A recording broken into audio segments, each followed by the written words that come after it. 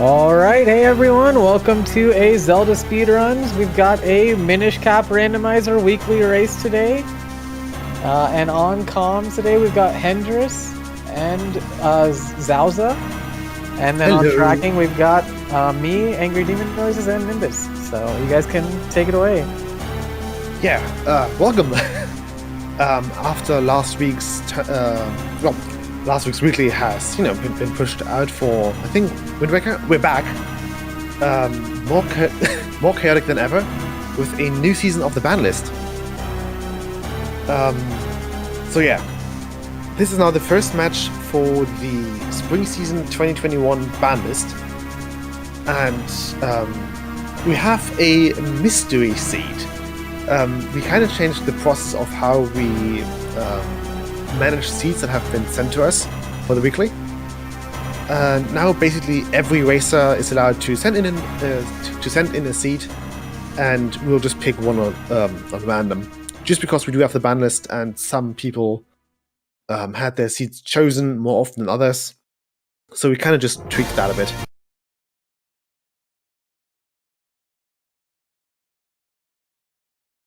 So yeah.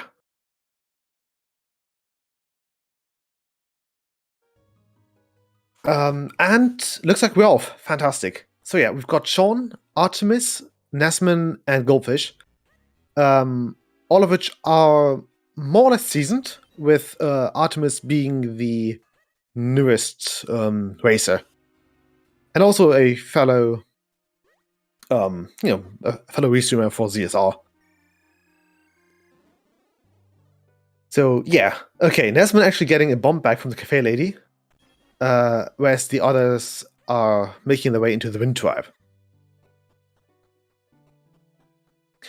And yeah, so the Minish Cap window is still, I say, comparably new. We started 2 years ago in like late summer, fall-ish. Let's see. Yeah, Nesman and Sean get... Well, Sean's on-screen tracker isn't working, or it hasn't picked up anything yet. Okay, Sean's a bit late. Fantastic. Yeah, the link. Hang on. We do have a handy-dandy link. There we go. Where we will hold weeklies, both on Sunday and Wednesday.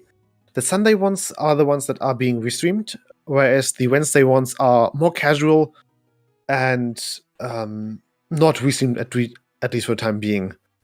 We do have a separate Twitch channel which we might want to send up, also for the upcoming tournament. But yeah, I want us finding boots, mitts, peeking a sword, and seeing a bottle as well. So they're pretty close from being able to scale the Quennel Mountain, Mount Quennel. Sean are actually giving us the first proper peek into the element layout. So we are not having droplets. Sorry, we don't have required Deepwood and no required Wall Crypt.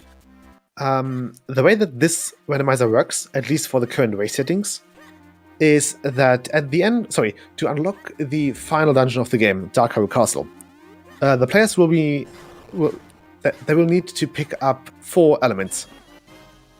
And these 4 elements are randomly chosen and distributed between 6 different dungeons. So whoever gets all 4 elements and the items that they need to defeat Vati, this game's Ganon, I guess, will, probably win the race. So the first one who beats Vati, dance, and boom.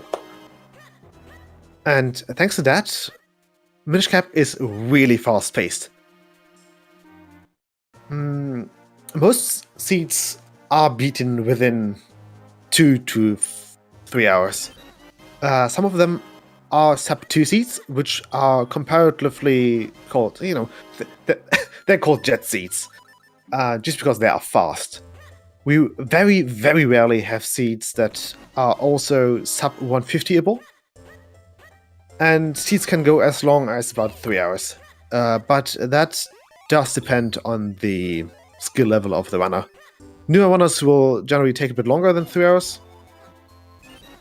whereas, more experienced ones are able to finish up usually around 240 to 250.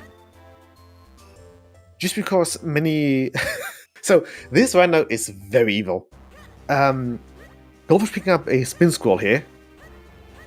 And most seasoned veterans are able to full clear a seed within 2 hours 40 to 2 hours 50.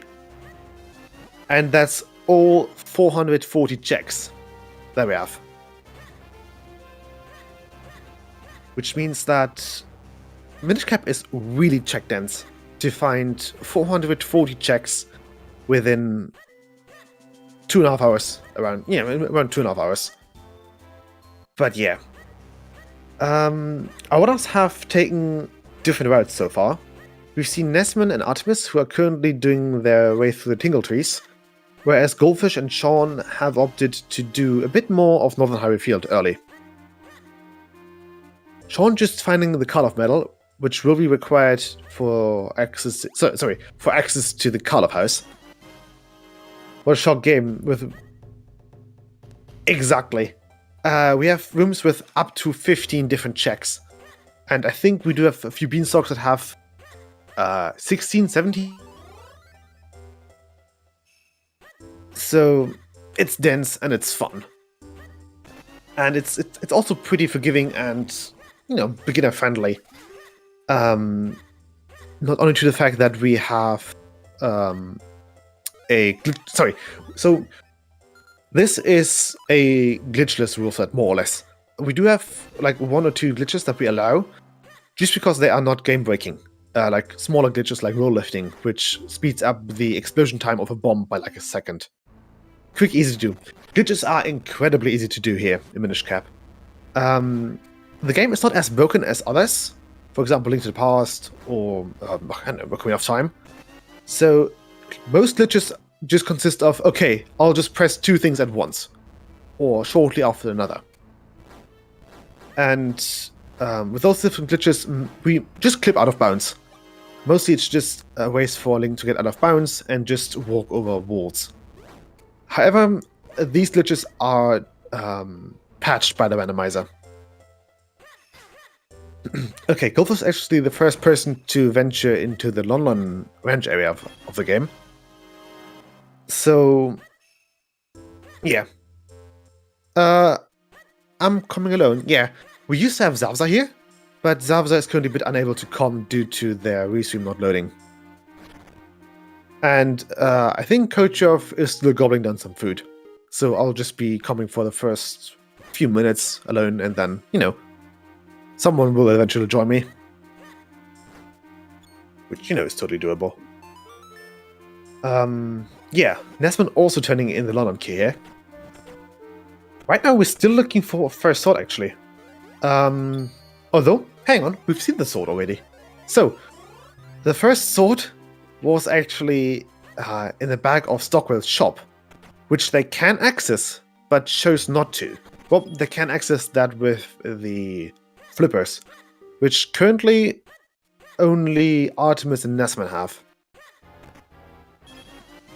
Don't know where the flippers were, but I think they were around Twilby. So they should... Well, okay, so here's the thing. The sword was visible in shop. People, they don't check shop anymore, just because we currently have a bug going that makes 3 out of those 4 visible checks in shop be useless. It's just that those 3 useless items are usually bought with like 80, 300, and 600 rupees. But currently, I think the rando calculates available rupees wrong, which locks them out of being there for some reason. But Artemis currently is the first person to actually head into the shop. So he should be picking up his sword, if it's the real one. Could be a trap as well. It is a genuine sword. Hooray! Okay. With this sword, Artemis could potentially head into Deepwood, which would be the first dungeon dip we'd seen.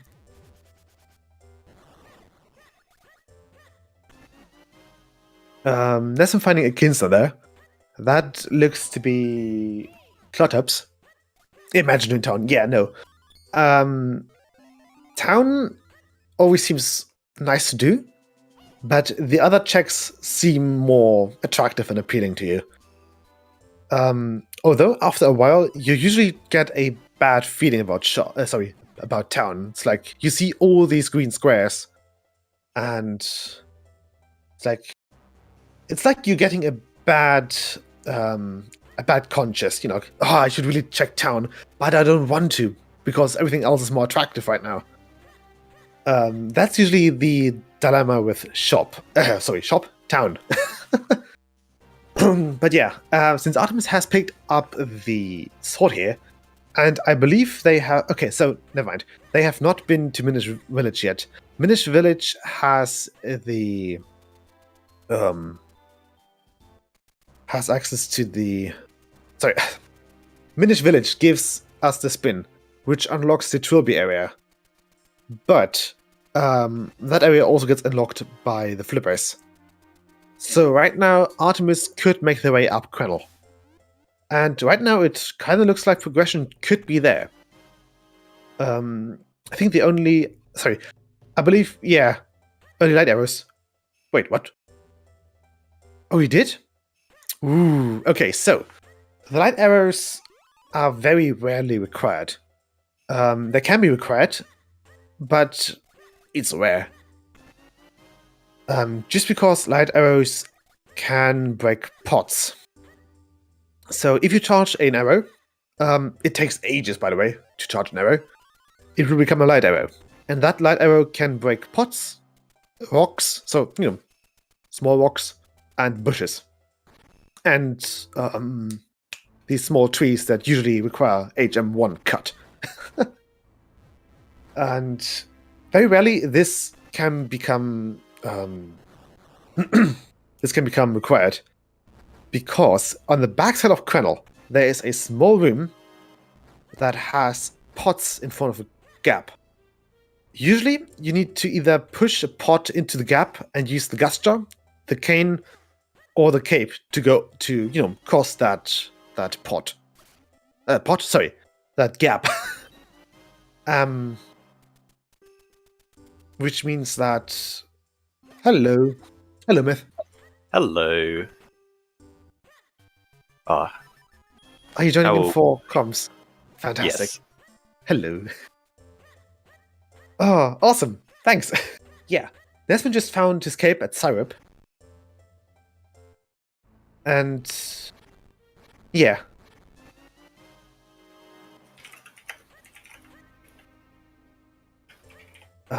Nothing so far. However, Sean is the first person to actually head into Quennel, or Quennel territory. Yeah, Myth. I can't see any. You're here to save the day. Ooh. I am here to save the day. I don't have a link to the Oh, it's not? to the comms channel yet. It should be in Race Commentaries CSR1 channel, which did unlock for you since you are here. I don't have it unlocked. Not? Okay. Ah, there we go. It has been opened to me. Fantastic. So yeah, Artemis spotted a potential fake grip ring, which could be progression at this point. We might actually have a required... It is a real... Okay. Depending on where the cane is, we might have a required light... Never mind. Nesman's got a cape. We don't have required light arrows. Dang it. That's a bit of a shame. But yeah. Looks like Goldfish is also on the way to Quennel. And Sean's... yeah. Sean doesn't have the gripping yet, so he can't go further up. But he can check everything for like the first half of it. He's still missing a shield, so no Quennel scrap, but, you know, you win some, you lose some.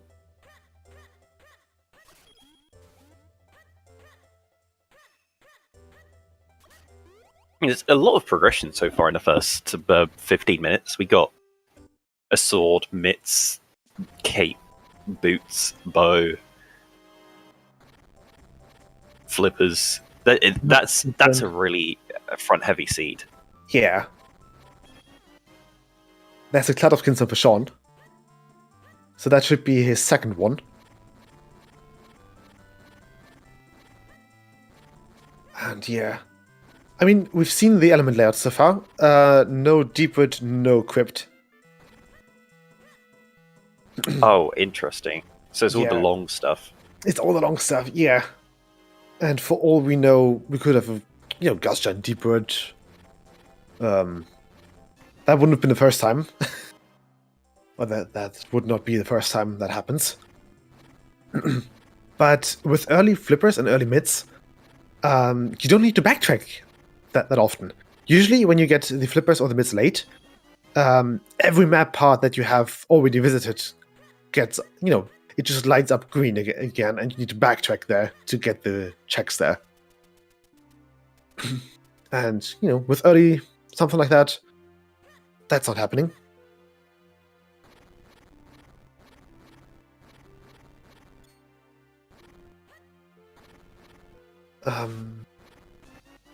Let's see who else there. Yeah, but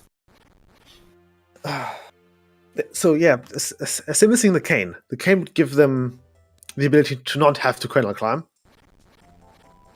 And it looks like Artemis is actually breaking into lake territory here. So we might see a potential droplet dip.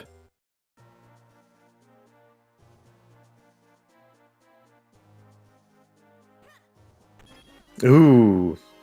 No, Artemis! Oh no. Artemis peeked at the cape and thinks it's... Yeah, no. Artemis, please go back. Oh, he doesn't have enough rupees. Oh, never mind. Oh, for a second I thought that we would just ignore it, because, obviously it's a trap. Oh, okay, never mind.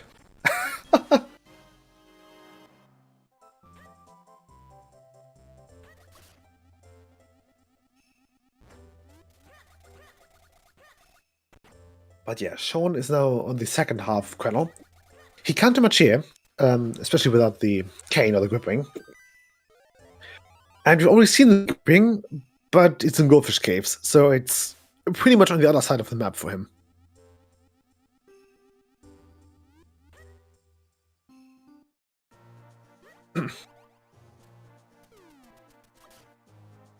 So yeah. Artemis clearing up some droplets. Same as Nesman.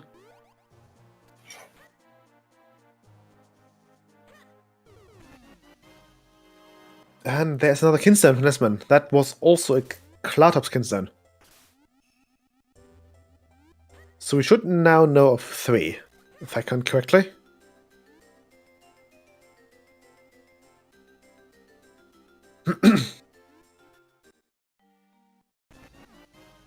And there's a boomerang. The boomerang is always really helpful when it comes to getting rid of enemies before having a sword. Speaking of sword, Sean doesn't have one. Still, neither does Nesman.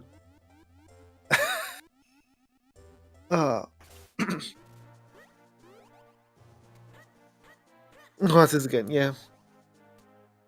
So, the sword still is in the back of shop, and I've got a feeling that I've got a feeling that neither of Sean or Nesman have actually checked that.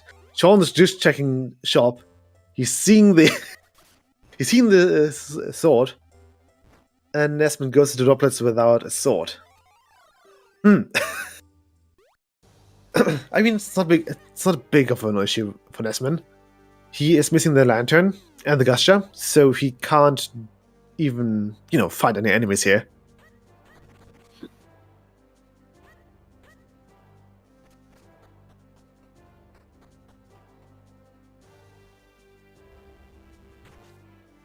However, droplets is always that one really attractive looking location, even without the lantern.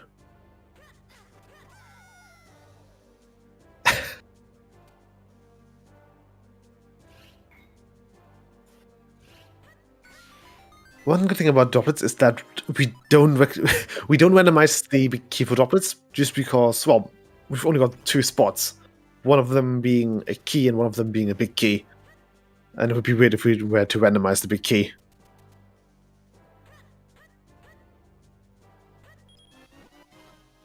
Okay, droplets has a Casakism, the Jabberknot, and nothing. Okay. So only really lucky Kinstone here. The Jabberknot is not required, just because we've already got the flippers.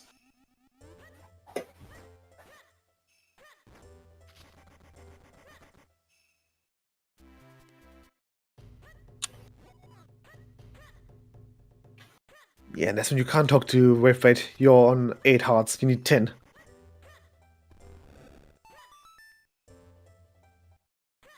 But yeah, it looks like everyone else is slowly gravitating towards Leg.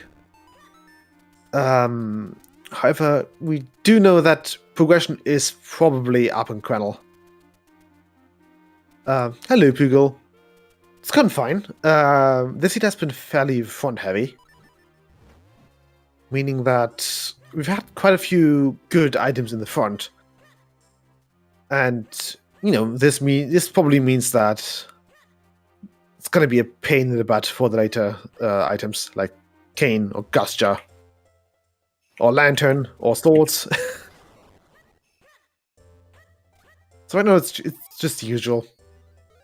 Goldfish finding his Cluttups. And Espen should be picking up his Gripping here as well, which hopefully should send him back to Quennel, where his progression lies. Hopefully. Well, it probably is.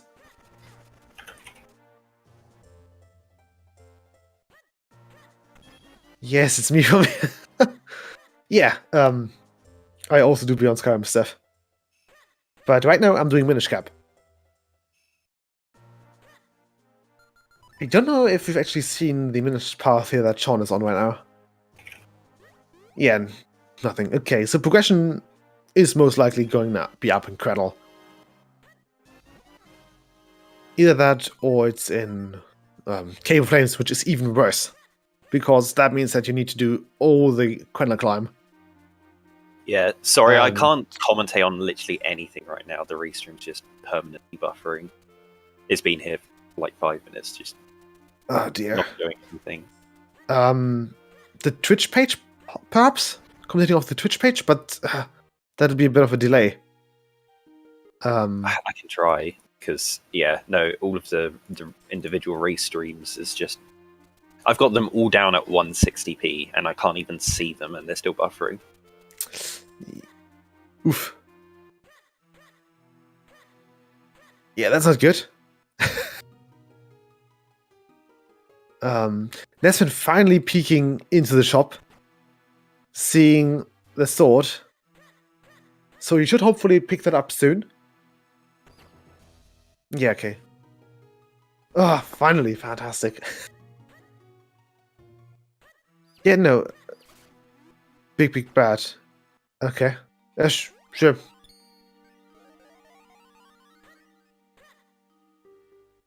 So yeah. All of them are in in lake area. They should be heading towards Quennel though. Especially with Gripping, Quennel becomes really attractive. Just because that one climbs, like, we've got 9 checks on the Beanstalk, 2 in front of them, and then there's the first half of Cave of Flames opening up, which is another, I don't know, 6, 7 checks, I guess. Sorry, even more. Guess 10.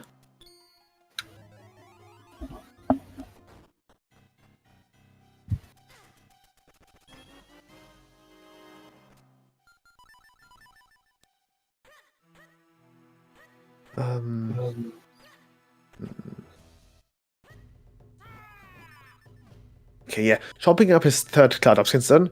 We do need all 5 for them. So the more they get, the better. I think Ness is actually the first one who's checking... Oh dear, okay, that's convenient. Yeah, speaking of which, So Nesvin's the first guy to actually check a sword check, and the first thing he got was was an sword, which unlocks another check here. Swiftblade has 4 checks, one of them being for the first sword, the second one being for the second sword, and then 3 and 4 are for the boots and the cape, respectively.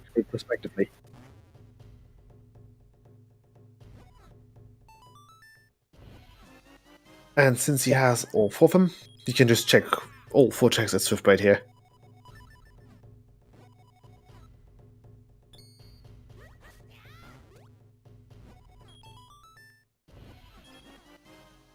Okay, unfortunately, Swiftblade only had like 1 goodie for him.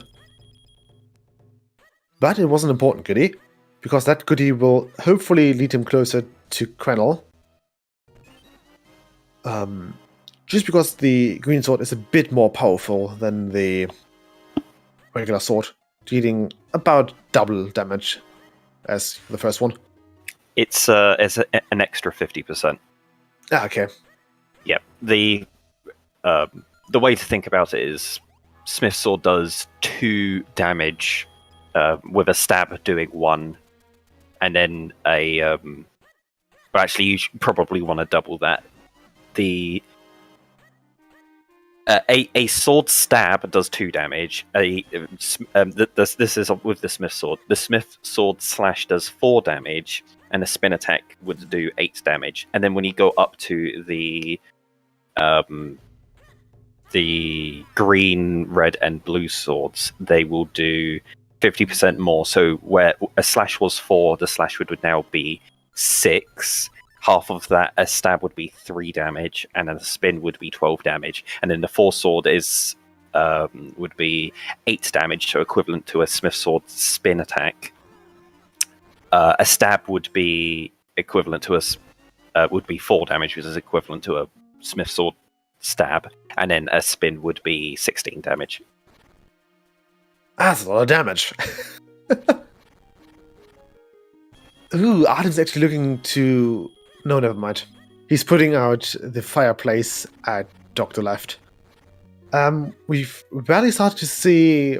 Sorry, we've kind of started to see more and more winners going for the early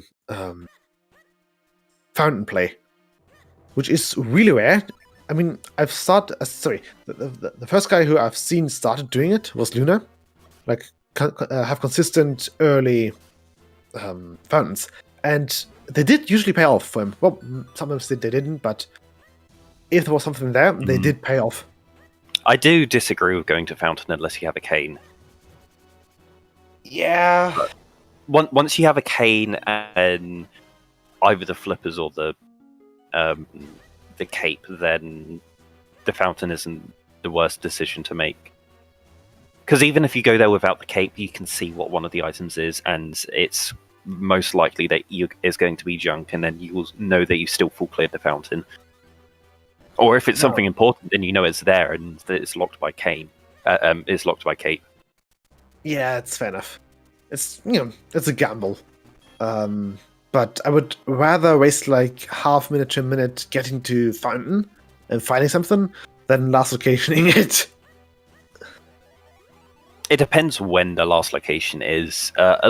Sometimes, yeah, how you can last location fountain varies a lot. It can be literally 10 minutes into a seed where the only item you get in Sphere 0 is flippers and bottle or something like that, which doesn't open much in isolation, just those 2 items alone. But yeah, it can be easy to last location it 2 hours in. If you've been given access to all of the other items in the game, and your go mode item is there. Yeah, it did happen a few times that the last Kinstone for Cloudtops was there, and you ended up doing everything, and you last location, you last Kinstone and Fountain. That's not a nice thing to have.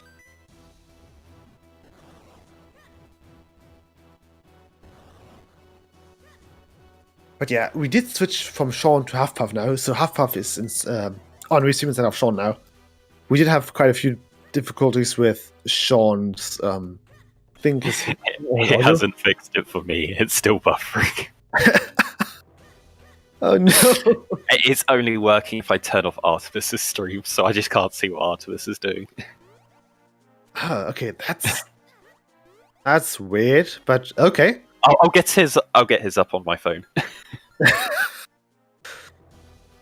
True multitasking, fantastic.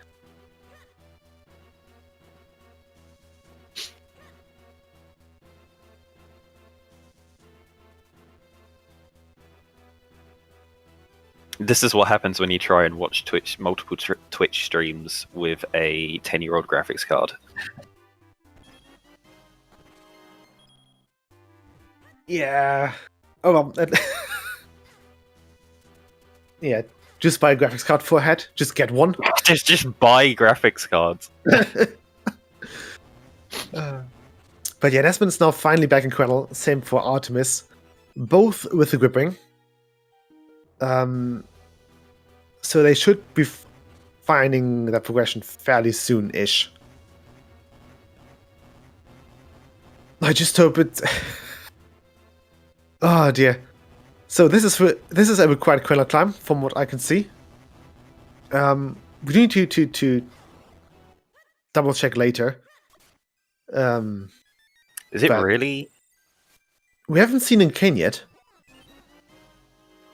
Yeah, I'm trying to clear off things that we've seen on a tracker. Yeah. Let's see. We haven't seen done Deep everything in town. We've done. Ooh, Ocarina. Okay, that's good. I think we've done everything in town. Artemis did a Minish check there. I don't think we've seen under the school. We've done Simon's. We haven't seen Simon's. No, okay, and We've under the seen school. Straight 1 to 4. And all the Minish checks. Yeah. Well, we'll just see if the cane is. That's a very red beanstalk. Oh, almost vanilla. Yeah. We haven't seen. Very close to vanilla. We haven't seen Kakos. We haven't seen Fountain.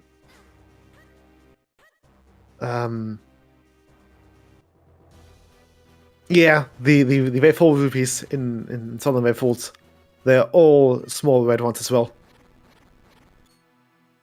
Ooh. Yeah, no Wave Blade yet because no one's at 10 hearts, but getting close to that. Sean tried earlier, but he had only 9. Sorry, he had 8. But I guess we'll just have to see if the cane is locked behind flippers, boots, mitts. So we'll know when we see the cane, basically.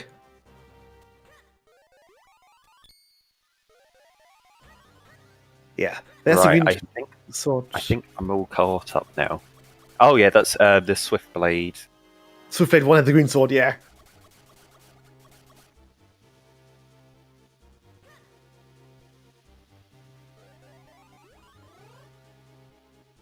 Where was the first? The first sword was in the shop, wasn't it? Yes. You've got to check dojo. If you pick up sword from the shop, you're right next to the dojo. Just check it. Yeah, but Sean and Nesman checked the shop like 20 minutes in. Don't check the shop 20 minutes in. Come on, it's 4 items. You get immediate information on. 3 of them are. Sure, 3 of them. Yeah, okay. Shop is yeah. technically 1 item because 3 of them are bugged, but it's still an item. People also. Yeah, it's still a visible item. Like, Yeah. first thing you do in town, check shop, see a visible item there, check figurine house. Visible item. Go to see the Kakos. We're gonna see the Kako info. Well, if he doesn't dawn them. Okay. No bathing for the Kakos today. And the Quennel Climb has Ezra's theme. Of course it has.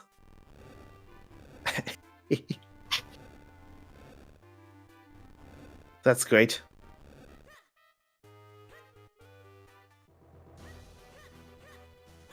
But yeah, so far, well, that sounds fairly close to the next item as well. Next check. Okay, Kakos has Whippy. It's a Greg. Yeah. Yeah, did we have a droplets dip? I suspect so. We have. Yeah. Casterkin Stone and Jabberknot. But we've got the flippers. The flippers were in pre-castle bomb cave, I think. So the one in Northern Highway Field.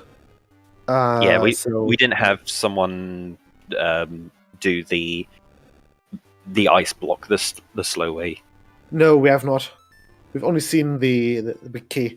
Actually, actually, hang on. Who did?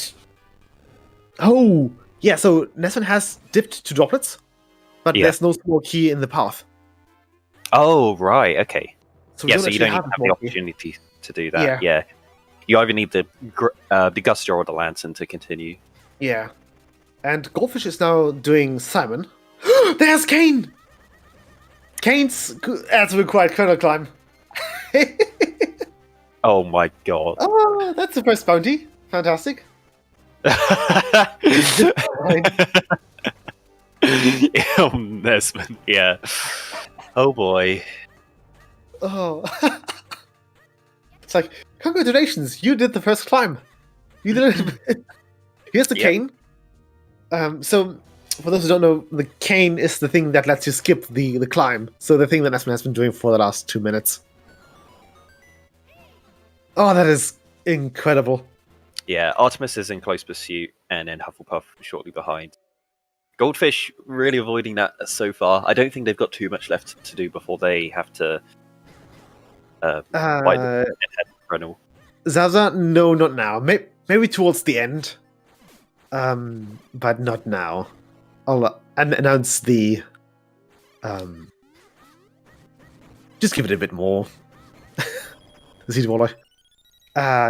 we did change how... Yeah, we did change the way that we use... Sorry, that we manage seed entrance to the weeklies. At least for the regular Sunday ones. People are just going to DM the race mod their seeds, and then, it'll be rolled which seed will be rolled. Oh, sorry, which seed will be used. So we'll just roll a dice. Oh, Goldfish hasn't... Goldfish. That's the real grip ring, isn't it? It is. Goldfish did not fix the Goldfish Caves. There's a reason why we call them Goldfish Caves. You can't... Come on, it's such a check-dense location. When you get early flippers, it's one of the places you want to head to quickly. Yeah. And I'm assuming Bomb Bag was available early. I see everyone's got 2 already. Bomb Bag was Cafe Lady. Yeah, so, yes. That's so early. Where were flippers? Northern Highway Field. Pre-Castle Cave. Right, so, yeah. Really early. Ooh, Goldfish is doing the Deepwood dip.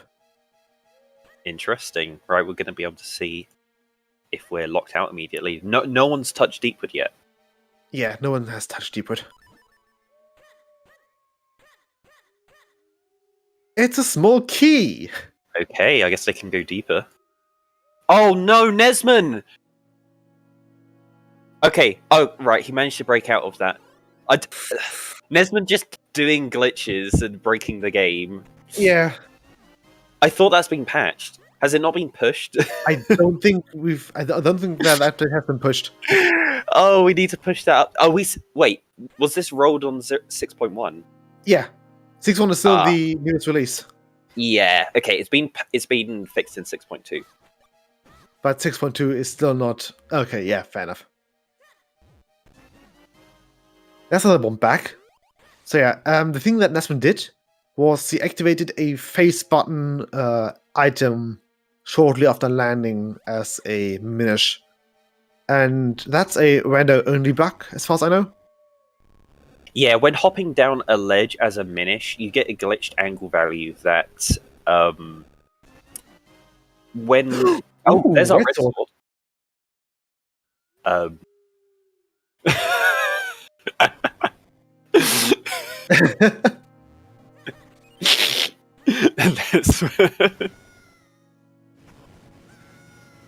I mean, come on, Owen Sword is nice to have. He's got the Ocarina. Basically, there's a rando only bug where it, for some reason, when you press items, it causes weird stuff to happen that shouldn't happen. Yeah. Unfortunately, it's render only. Otherwise, we could probably use that and abuse that in any percent. Maybe one day. Yeah, it was just a side effect of one of the patches that fixed how angle retention works, and I don't know if it was that or Ocarina glitch, but it was one of the attempted fixes at one of the other glitches that caused this as a side effect. Yeah, but it's now been fixed properly.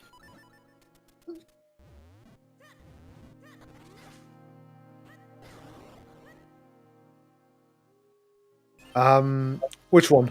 No, it's not legal. It's a bug. Yeah. With glitches allowed, it's not even present. It only works on if you have glitches disabled selected, because it only applies when you apply the patches to patch the other bugs, the other glitches. So, Desmond is still doing the slow Spikachu fight. I hate this. I know. So, Goldfish has also been doing Deepwood so far. Did they get? No, they didn't. They didn't. Haven't got anything. Yeah, so this weird bug is not present in glitches allowed, just because it's a bug with a patch that disables angle retention, I guess. Probably. I couldn't remember exactly what it was. I just assumed it's been fixed now, and it should be as soon as we switch over to the new version. Yeah.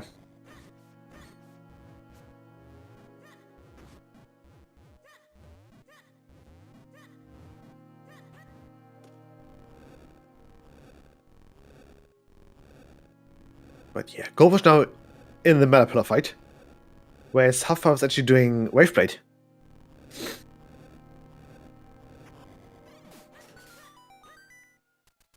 Okay, Waveblade had nothing.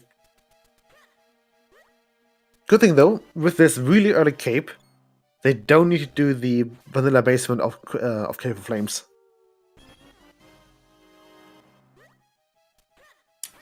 Why is Huffpuff in droplets? Oh, did they bail from Top of Krenel? They didn't want to climb. Oh no, that was your only thing you had left. You can't go this way. No, there's still the pot left, the underwater pot. You bail from Cave of Flames because there's one item in droplets.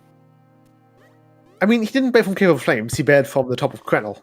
Yeah, like there's one thing you have left in logic, and it's this. Yeah. And you decide, no, I'm going to go check this one item here.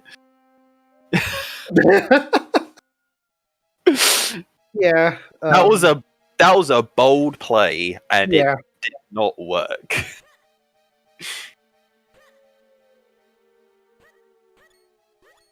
Yeah. Okay. Sure. What if it was Lantern? That was an incredibly bold play. Okay. Now Yeah. I guess they can go all the way back into Deepwood. Yeah. Whereas Esmond full cleared the basement. And I think Goldfish also picked up a down thrust in Deepwood. Yes, there was a regular colored scroll.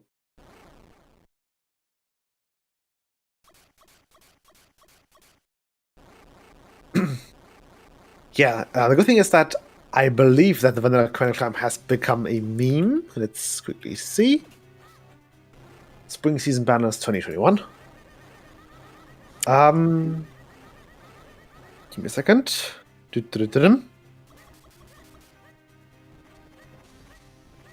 It's not a bounty. Kane was in Minish Path and Krenel. Yeah. The path to Malari's mines. Pre-Malawi chest. Yeah. Yeah, we had well, technically 4, but actually 3 entrants. Zaza's seat almost got chosen, but Zaza had the wrong settings, which means that please check your settings. When you roll, Your seed will not be used if it has the wrong settings. exactly. It's when easy checking, to check when you load up the ROM. You just look at the hash on the file select, and the final 2 symbols indicate the seed hash. So for race settings, it will always be, I don't know what it is. What is it? it's Boomerang Octo. Boomerang Octo. That's what you're looking for. Yeah, Zaza, there's no way to wiggle yourself out of this one because it's the second time in a row that happened.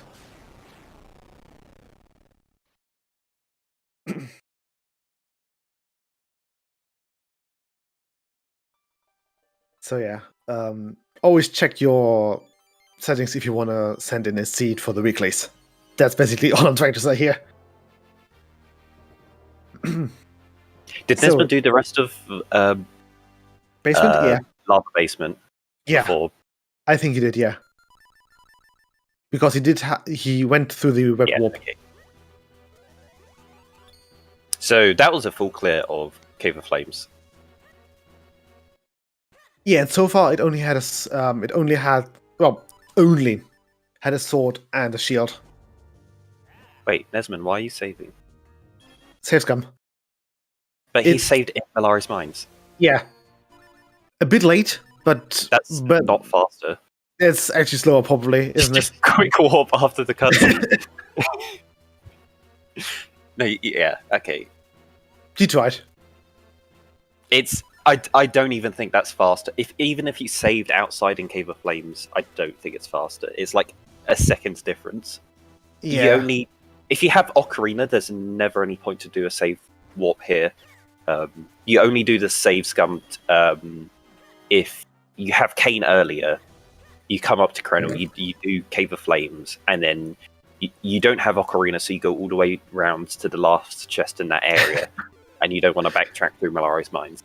Save scumming feels fast, exactly. You feel like a big brain when doing save scumming. It costs like 10 seconds to do a reset and then load your file. So Yeah, but Malawi has really warping long. is, like, much faster. Malawi It's has not really 10 long. No quick warping allowed. No, because that would be PK%. Where there's no death warping or just warping in general allowed. So like, you can't die in PK%. You can't save and reset. Yeah, Sorry, and save and that's a quit. terrible category. I can Yeah. confirm. As world record holder of that category, I can confirm it is a trash category. I still love the fact that I made you play that by just talking about it. I'll get onto that soon-ish, TM. I just don't like unoptimized categories. Yeah. And also, P-Hack Clip has sped up that category by 3 minutes. Yeah, but if you're if you if you kill the It's also P-hat there, incredibly RNG heavy because you can't manip the P-Hat. exactly, and if you kill the P-hat, it's done. You can't even save No, scum. you can just leave and enter the cave that's right there. Oh, yeah, okay, Make fair enough. the P-Hat reappear. Wait, but you don't have the mids, so you need to re-enter. there's and There's You've there's a cave right there that has a scrub. that thing. Go down Yeah, the vine, go to the left and go up, and there's a cave right there. yeah. I think Nathan picked up a Cloud Top Skinstone, so we are on 4 Cloud Tops. Yeah, that's a lot of Cloud Top Skidstones. Yeah, without the Full Skinstone or the Lantern to actually back it up. Because technically it's required. Yeah, there we go. We got Nesmond heading to Western Woods now. Yeah. What was that? Did they do a school garden check just there? I don't know. I wasn't paying attention.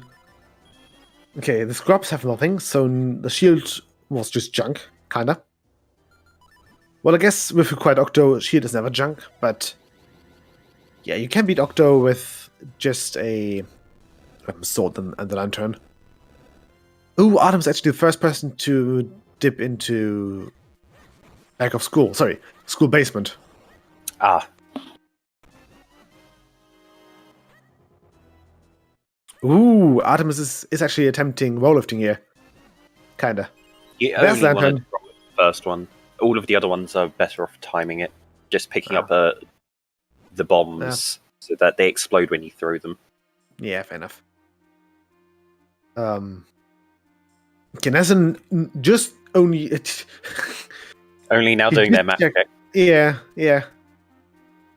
Because of course he is. I but should yeah, do that from now on. the I should lantern... just assume Cave of Flames is required. Go and do Yeah. it if I Yeah. have access, and then Yeah. only afterwards. That sounds like a good plan. That will actually probably solve my routing issues. Yeah. So yeah, that what's its face?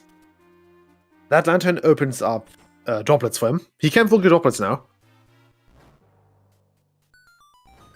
And Huffpuff is slowly running out of checks to do without the cane. Slowly but surely. Yeah, I think he's actually last occasioning this now.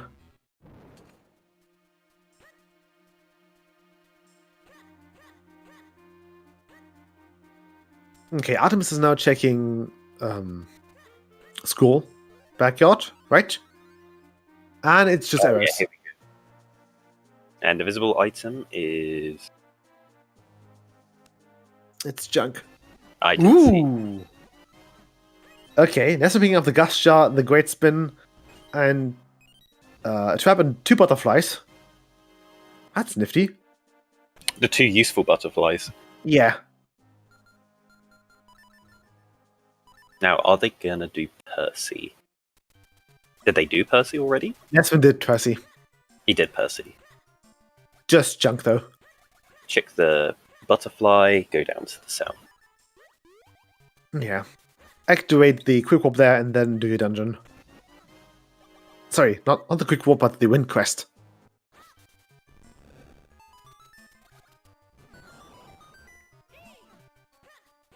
Yeah, Huffpuff now doing the kind of climb. He will feel incredibly silly once he gets his hands on the cane. We've got a good handful or 2 of dense checks. No, so we have 2 repeat. We've got the 2 repeat caves. Each repeat cave is, I think, 15 or so. Yep. There's 2 pretty loaded beanstalks with around 10 to 15, I think. The one in Western Woods is 16. The one at the top of Corona was 9. Okay. And then Vale Falls is 9 again? Yeah. Yeah, 9 rupee spots on the ground. Yes. And technically also droplets with 2 times 5. And if enabled, the obscure locations. And Fortress of Wind's left side rupees. Yeah. There's a room with 7? Yeah, 7 rupee spots. Goldfish attempted the fast strat, which is good. I give him credit for that. You normally get a really fast fight, even if it doesn't go perfectly. Just attempting the strat is way faster than trying to do something else with bombs or whatever Nesmond does. Oh no! There's the very full concern. That's that's very full. So Nesmond now has access to the entirety of Quenlin Cloudtops. Quenel? Bear Falls. So I don't think stick around and caster too much longer. They're gonna just check the fast checks here. Yeah. Minish Cap is incredibly dense. We've got, with current settings, we have 440 checks. And people like Myth it's a and overworld map as well in comparison to other randomizers like Ocarina of Time or A Link to the Past. There's much less floor space. Yeah. So, season veterans can fall clear. One side of the map to the other. Whereas in Ocarina of Time, it takes a good 10 minutes to go from one side of it. Maybe I'm underestimating that even. Yeah, I don't know. Probably takes a good minute to go from the top of Cranal to I don't know, Deepwood. But yeah. Yeah, the longest stuff in this game is doing dungeons. Yeah, and those dungeons are still fairly quick. Deepwood takes 5 minutes, 6 maybe. Although maybe 8 or so. Cave of Flames takes 10, I guess. Yeah, usually all dungeons are around 10, apart from Droplets, Palace, and Dark Castle. Interesting. Nesmond's doing Minish checks here in Caster instead of just bailing. Yeah. They did Dark Knight kill, right? Yeah, I think so. Yeah, cool. Because I saw them went by the butterfly and then immediately go down to the south.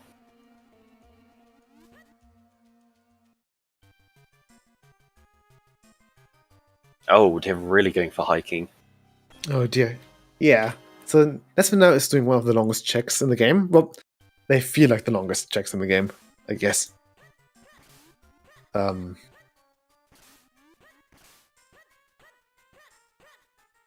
So yeah.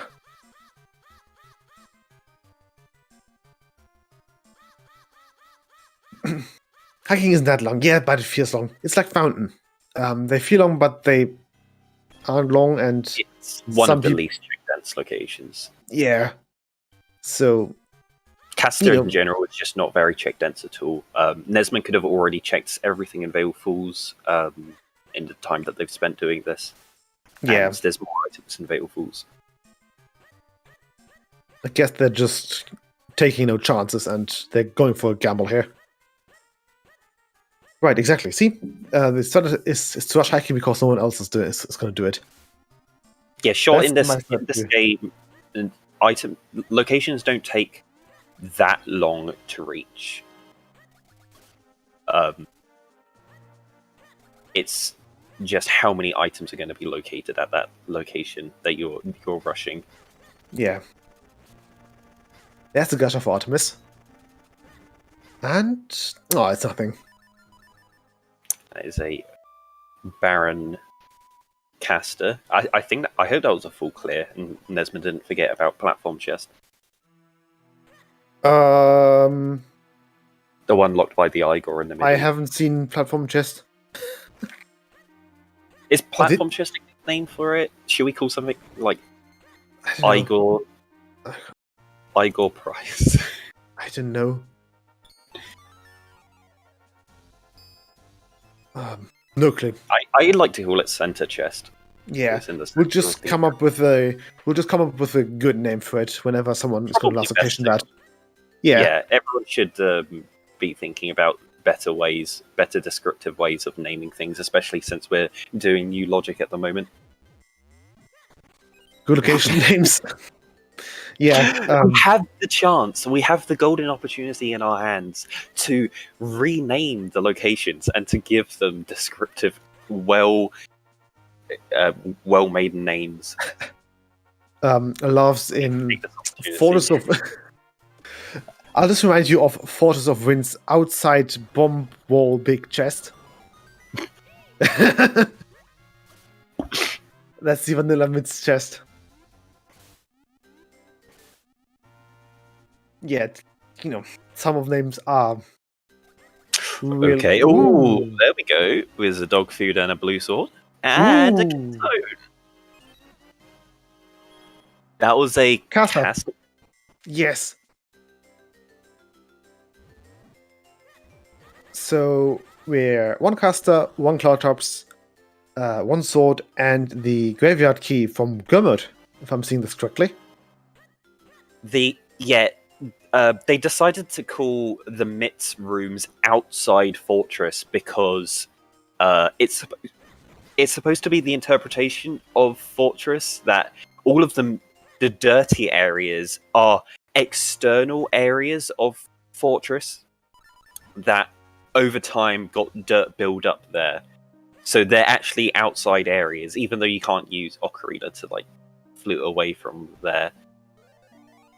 It's not outside of the dungeon. It is still part of the dungeon. It's just outside of the building. Like how Dark Horror Castle has an outside section. Yeah. That's a bit weird, though. Palace is like half outside. But it doesn't make too much sense. So this is why it needs a better name. Yeah. It's just that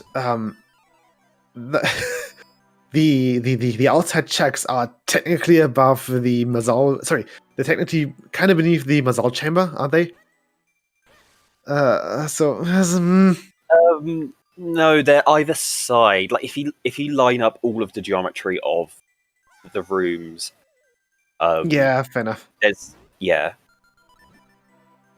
Maybe they were like, I don't know, gardens, I guess. Also, small garden areas. Yeah, indoor gardens, I guess. But yeah, Nesman's now up in Cloudtops. With some luck, he'll find his final Cloudtops Kinston here, which would open him Palace, so he could actually forklift Palace. Meanwhile, we have Artemis going into Droplets. Ooh. You're going to have to keep an eye on Artemis because I can't see anything that's on their screen. I just see one frame every minute or so. Oh no. Okay, I'll keep that in mind. Ooh, Artemis is going for Wobbuffet. For a favorite check.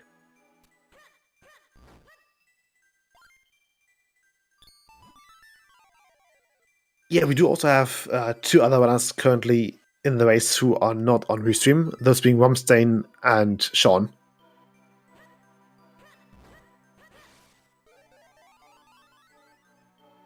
And we did switch Sean's feed for Hufflepuff, just because I think Sean's audio bit rate was a bit high, so it caused some issues there.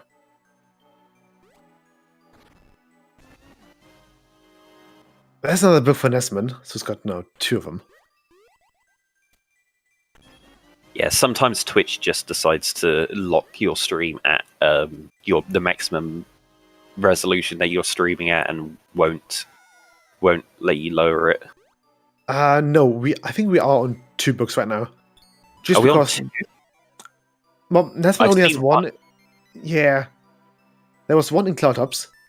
Was there one in Cloudtops? Yeah, so we should be that's right. And then Baleful. Yeah, and in Balefalls. The blue one... The second one was fake. Yeah. The blue one was fake. We've seen a blue book somewhere. There was one in Vale Falls. That was the first one we saw, was Nesman picking up in Vale Falls. Unless there was a visible one. There was a visible book. But I think there was a red. And the blue book that we saw earlier somewhere was a fake one. The red book was in Vale Falls. Yeah, but there was a blue one in some Ruby Cave.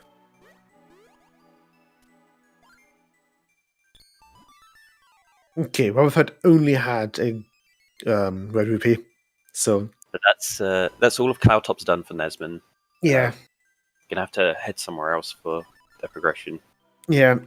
You need to keep in mind, though, that Nesman... No, you're on 4. You don't trust Tracker. He got the tracker bug, which told him he had to pick up the magical 5th one there. See? They don't go for the stream. There's a blue one. That should be... I think that's a fake one. Yes, that's a fake. Quickly. Yeah.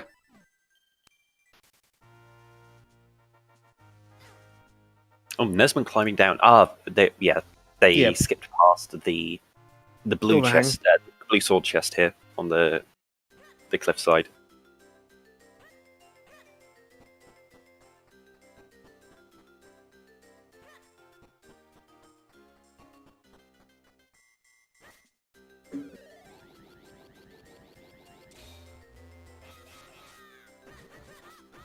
Yeah.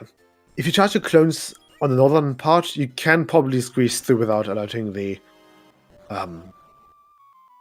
levers there.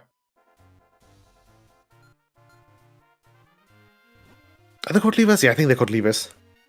That room's pretty much just RNG if you get hit by a lever or not. Yeah. Even if you have fast spin and fast split, you can get there a little bit easier, but still, if the lever decides to spawn at the bottom, and it will just kill your clones. There we go. Yeah, lever with 2 E's, right? Yeah, with 2 E's. I think they had like a really weird name in German, but I can't remember it. It's not Killer Pineapple, is it? No. So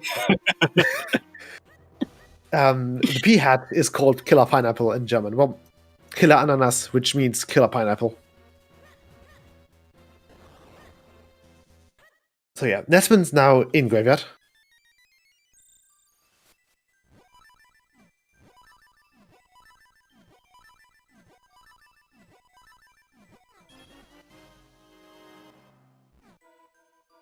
How's Dark Maze going for Artemis?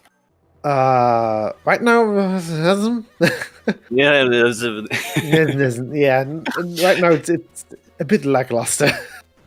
But there's a Kinstone. Yeah, a Kinstone in the Ruby path there. And it was a Cloud Ops Kinstone. So Nesman's final Kinstone his final Cloud Ops Kinstone is in droplets, which is required, so that's good. right. Artemis still doesn't have access to that yet because they haven't gone over the caster. Yeah. Yeah, caster's where their Veil Falls Kinstone is, which will open up Veil Falls and then they can go up to Cloud Tops. Then, is it Rush Palace? It is absolutely Rush Palace. I hope it is. Oh, Nesman. Okay, Nesman had to just reset his tracker there. I think he's mismarked something.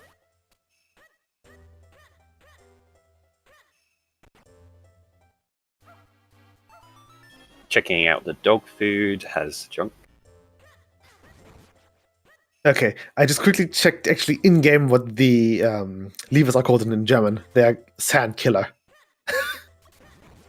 Sand Killer. Sand Killer, yeah. Ooh. Why is everything called Killer in German? I don't know. I guess it's just an enemy's pseudonym. Yeah, well, they're literally called Killer, so they use the English name for that one. Yeah.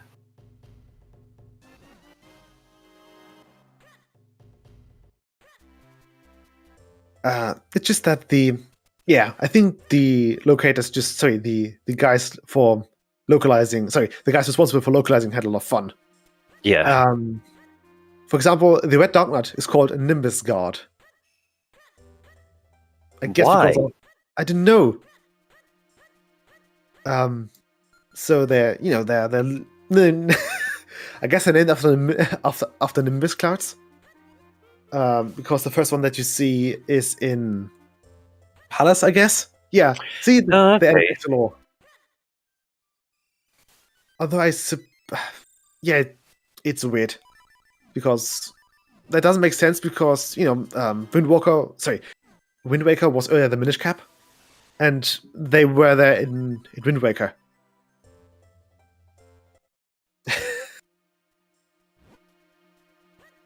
Yeah, kill all of them. I don't know. Yeah, Half-Half now seeing his lantern. Still no access for Velfords for him though, or for them. Yeah, no, sorry, he. Yeah. And Artemis finding the sword beam. Right now, Artemis hasn't been finding that much in droplets.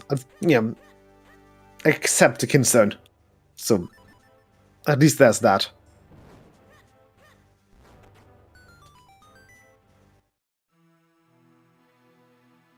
Desmond. Yeah, teasing us with the Hendo Sledge. But he has not he hasn't fought Rubberfett yet, so it's not a real Hendo Sledge. It's just a half sledge. But yeah, I think that's right. There's a mushroom as well. Yeah. Handed it.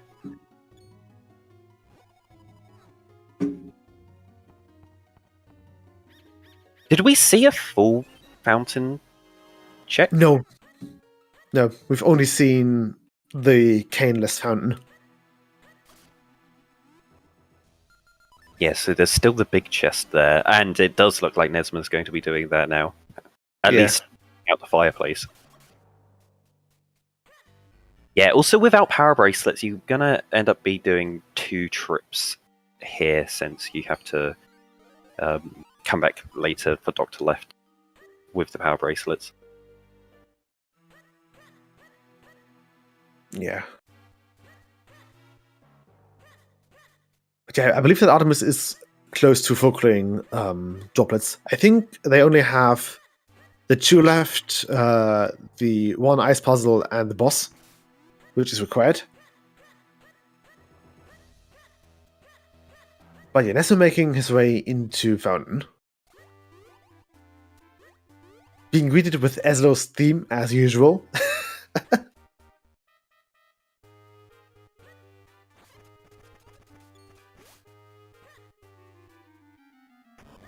There we go. Artemis finishing up the Wiggler here. The Wiggler on ice. And Link's Awakening Switch is a 1.5 years old. It came out like September 2019. Yeah, so like 1.5 years old, I guess. Yeah. Yeah, I can do math. Kind of. It came out around about the same time as the Minish Cap Randomizer. Hooray! Okay, there's Wayfall's Half Puff.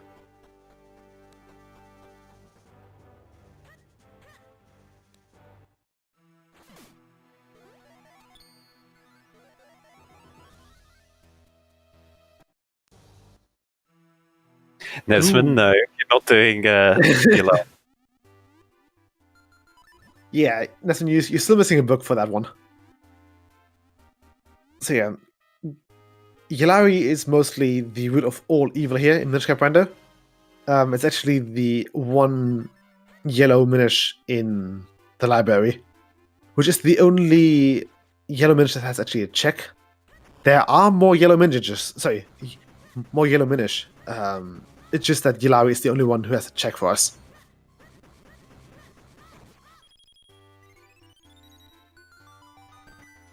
Yeah, yellow Minish are quite rare. Not if you actually... Yeah. 3 in town, at least. Yeah. Most of them are just... more rare. Yeah. I think the yellow I ones remember 2 pink ones. There's one hanging around in town, like just standing around in the open, and then there's one in a room. Just standing there menacingly. I think it's over on the right by the cuckoos. The one, like, yeah, just the one that's standing there menacingly is above Cuckoo House. Yeah. Yeah. It's the one where the dog is.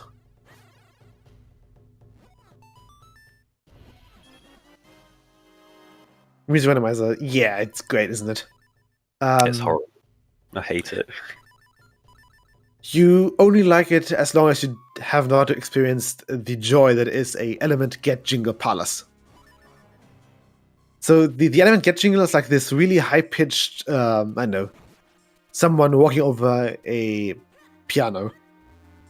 And usually it only plays for like 5 to like maybe 10 seconds. But here in Rando, with random music, you can have a full 15 minutes of that. Isn't it the same as Sanctuary? No. It feels like a shortened version of Sanctuary. So you're not even getting to the good chorus part. But like Sanctuary is only like... Yeah, Sanctuary it's has incredibly short anyway. It just loops very quickly. Yeah. No, Saria's song. Oh, it's always funny when you get Saria's song in a long area like that. Yeah. It just stops. It doesn't loop.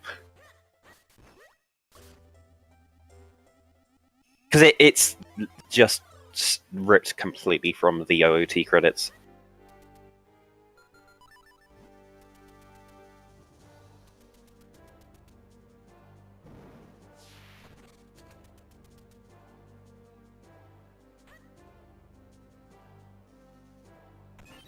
Yeah. All faunas right now are actually in droplets, funnily enough. So that's what we'll be finding. There's always a point in a seed where everyone's just in droplets.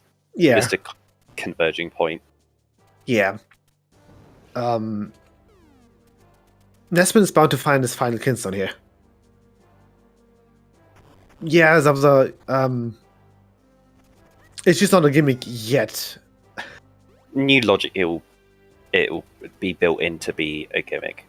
Yeah. It's just the way it's currently implemented now. It wasn't. It was like, oh, we want music random now. And it's like, well, we can do it this way quickly, or we can take a long time doing it a different way. And it's like, no, we want it now. Okay, you get it like this. Hello, Tomatouch. Yeah, this seed has had a required credit climb so far. So, there's that. Yeah. Apart from that, it was pretty front heavy. And we're only like, I don't know, 3 items from go mode. Or 3 items from no mode, I guess. Yeah, Artemis and Nesman have been staying pretty close to each other throughout a lot of this seed. They chose different routes. Artemis came immediately to droplets, but Nesman did caster and then cloud tops before coming to droplets. So, yeah, Goldfish and Huffpuff slightly a little bit behind because they didn't want to go immediately to Vanilla Climb Krenel.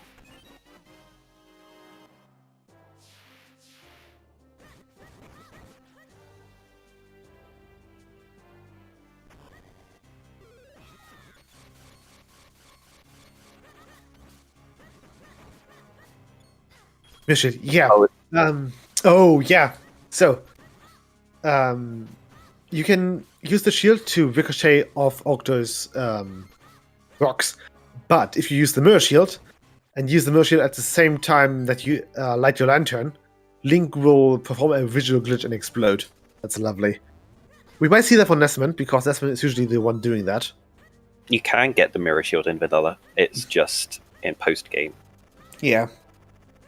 Yeah, the mirror shield is really... It's just... Yeah, this game has a lot of very obscure post-game things which most people just did not get in their playthrough. Yeah, and mirror shield is really lackluster.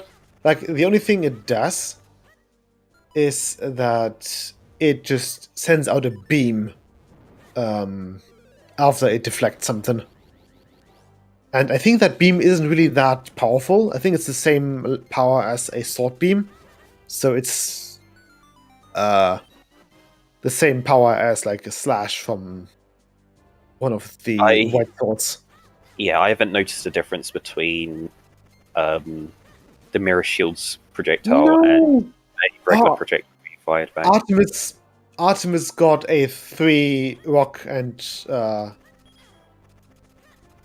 oh no. Yeah. That's why you gotta do manip. Or at least in the manip movement.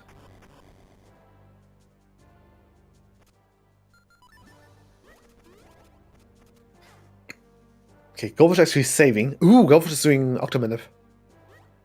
Oh, that's right. Mirror Shield will reflect the lightning attack of the Lakitu and let you kill it. Yeah, but you can just I hope that worked for Goldfish. Goldfish is setting up Octominute right now. I didn't quite catch exactly how they did that setup, but it looked. I think they managed to change the RNG properly. Yeah. So you can, as far as Lakitus go, you can just dash through them with the boots.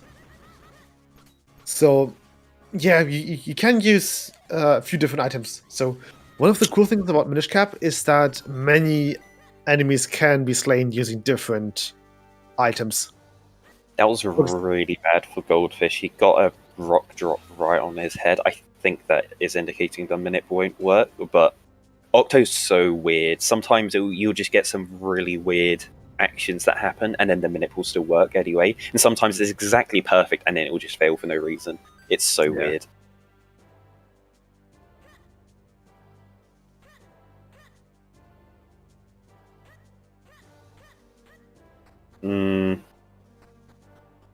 No, that didn't work.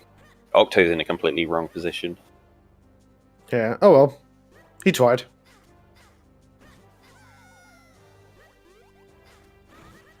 Oh, okay. It's the goldfish manip. He Yeah. is just laughing. He knew he didn't get it, but goldfish manip. Yeah. And Jesus smiled upon him. Well, technically, Yalawi. Oh no, Huffpuff. Oh, he didn't do the puzzle in time with his clones and they ran out. He has to do the puzzle again. Oh, Nesmond's caught up. There's only a room behind now. Yeah.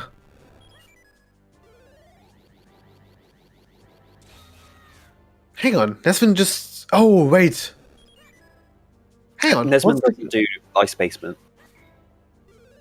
Oh, that's where the Kinstone was. No, wait.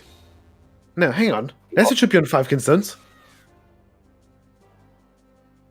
Why does I Nesmond think he Dark Maze. He swam around. No. The wait. Kinstone was in the item path. Sorry, in the rupee path. Oh, what? Oh, what? Huh? I think tracker's not updating for him then. Yeah. He had to reset his tracker because it wasn't updating. I think that's it. Yeah. I hope that doesn't bite him in the butt later on. He should know he's on 5. His personal tracker says 4, but Nesmond is on 5 Kinstones.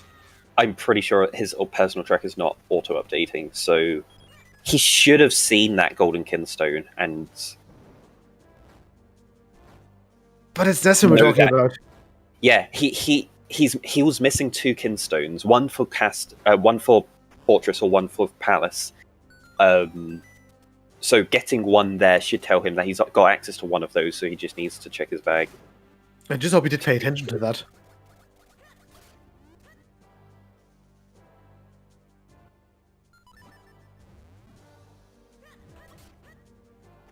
Okay, that's another Kinstone for Goldfish. Goldfish does not have an auto tracker, so he's keeping track manually because he's on Retro Arc. Yeah.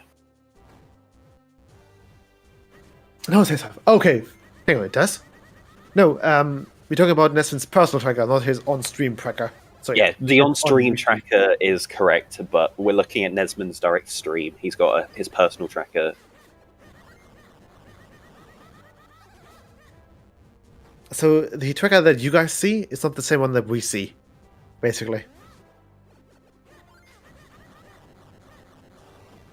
Yeah, Nesmond, if you play on BizHawk, you can plug in a lower script which connects to Emo Tracker that automatically updates the Emo Tracker as you play the game. And people stream that onto their own Twitch streams. And then our trackers on ZSR look at that to then click the buttons on ZSR to tell you to have the icons on the ZSR. Ah, okay, yeah. Nesmond just checked. He now knows of the 5-1. Okay, fantastic. So Nesmond can now full clip Palace. And... I mean, you can have an. You can. I actually have no idea how to do an auto tracker on console. Yeah. Me neither. Oh, Goldfish. Goldfish has a Veil Falls Kinstone marked on.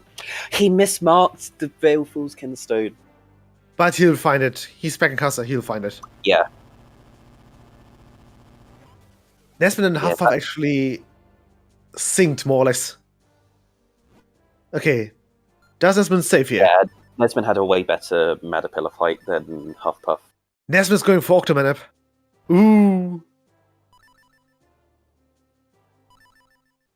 Oh wait, no, Huffpuff did it faster, but just went to the. They didn't have the right switch activated. Yeah, Nesmond just saved twice. Got a double save. Nesmond, no! No! He's doing 80%. Oh, and that wasn't even the any percent one. That was just completely wrong. Hang on, but you do 2 rolls, you tap boots twice, and then dash down. Yeah, but 80% you just do nothing. You just dash. You just dash down, but he didn't do that. He dashed down, stopped, and then did another dash. Right. Which is just completely wrong. No manip does that. Yeah. And then he's just in a wrong position here as well. Yeah, I think I think he knows. I don't think he had the real intention of actually trying it. Yeah. Don't try and learn strats or practice strats for the first time in a race. That is pro tip of the day. So the London Ranch key gives access to London Ranch by talking to Talon. He lets you go through his house. Whereas the Juggernaut gives you access to Deepwood Shrine. Yeah, so the Deepwood Shrine access basically goes through the north of Minish Village. They are not required, so you have different options to go into those respective areas. You can enter you can access Deepwood Shrine with either the Juggernaut or the Flippers. And you can access London Ranch area / lake area with either the Cape or the Flippers and the Mitts, or the Ocarina or the London Ranch key. Nesman just gets 0 ink because... Of course he does. Of course.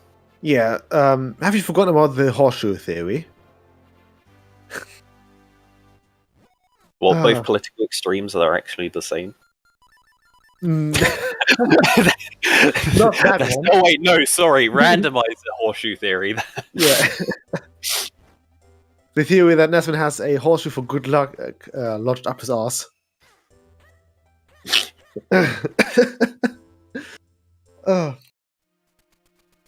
Why manip when you can just get 0 ink forehead? Just save 10 seconds not having to save and quit. Yeah. That's what some people say in the speedrun. People who don't speedrun, who then watch the speedrun, is like, but if you don't save and quit and just hope for good luck, you can save 10 seconds.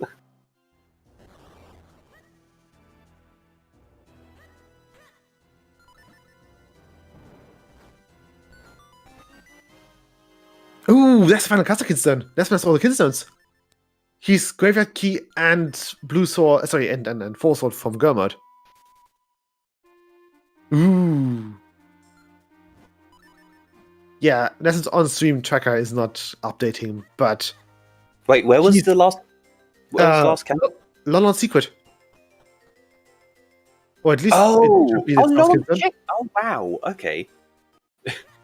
That's surprising no one's checked that. So, Nesman now is Four Sword and Graveyard Key from Gurmod. Graveyard is required. Royal Crypt's not required. Oh, right, Royal Crypt's not required. It's just Four Sword. Oh, it's Four Sword, okay. Gurmod remember, Deepwood and Royal Crypt aren't required. Yeah. Gurmod basically just means that the runner has everything that they need to actually finish the feat. They don't need to open up any more chests to look for items. All they need to do is just go to Vati and beat it. Yeah. So they may still be looking for stuff like dungeon keys, but they'll know specific those are. Like it will only be in the dungeons respectively. So they just need to rush to the dungeons and then collect enough keys to continue through the dungeon and then just rush to the bosses. Yeah, to be honest though, I would rather go to Fortress right now than Palace. Perhaps check Windtrap? Yeah, no, I would go Fortress as well. Pick left side, get the graveyard, get the boss key. Yeah, Nesman is opening up the Wind Quest. Nesman's opening up the Wind Quest. So if the Force Wall is here, he can just... No way, Nesman!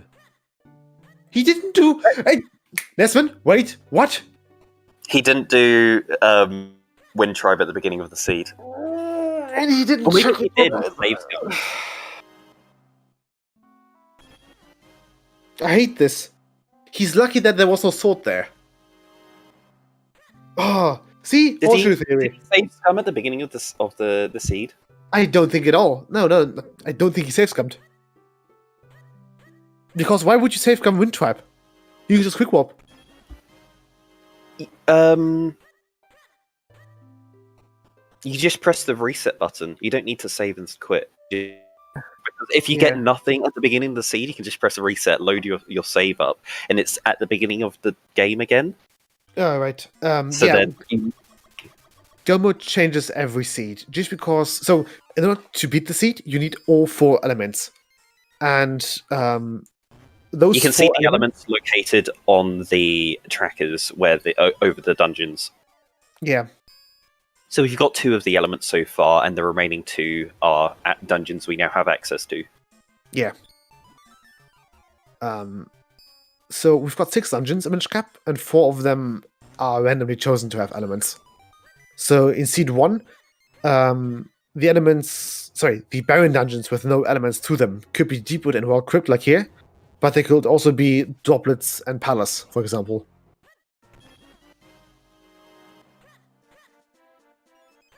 And then after you collect all 4 elements, you then need to have the items required to beat Dark Harrow Castle and beat Vati. Yeah. So the items needed to beat Vati are 4 sword, bombs. Well, not specifically bombs, but you can't get to Vati without bombs. Bow, cane, bow, lantern. gust. Yeah. You don't need the lantern, technically. But it's logically required. Yeah, the randomizer assumes that you have to have the lantern to be able to beat Vati. Cape and lantern. Well, a seed can be capeless because there's only a handful of checks in Dark Harrow Castle that require the cape. And if you get a small key and the boss key before that point of the dungeon, then you can beat the Dark Harrow Castle without the cape. Yeah. And Lantern locks 1 chest in DHC, outside of also being helpful in the last stage of Vati. So we have had scenes where the mitts are completely just not required, and the ocarina as well. Yeah, we only had a midsless seat. We had a midsless seat only recently.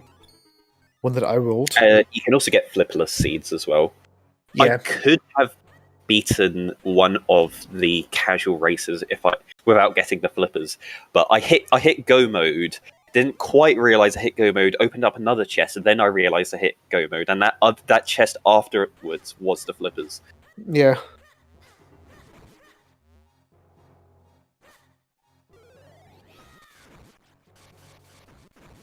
Yeah, Nesman was just opening up Wind Tribe and then heading over to Fortress. Yeah.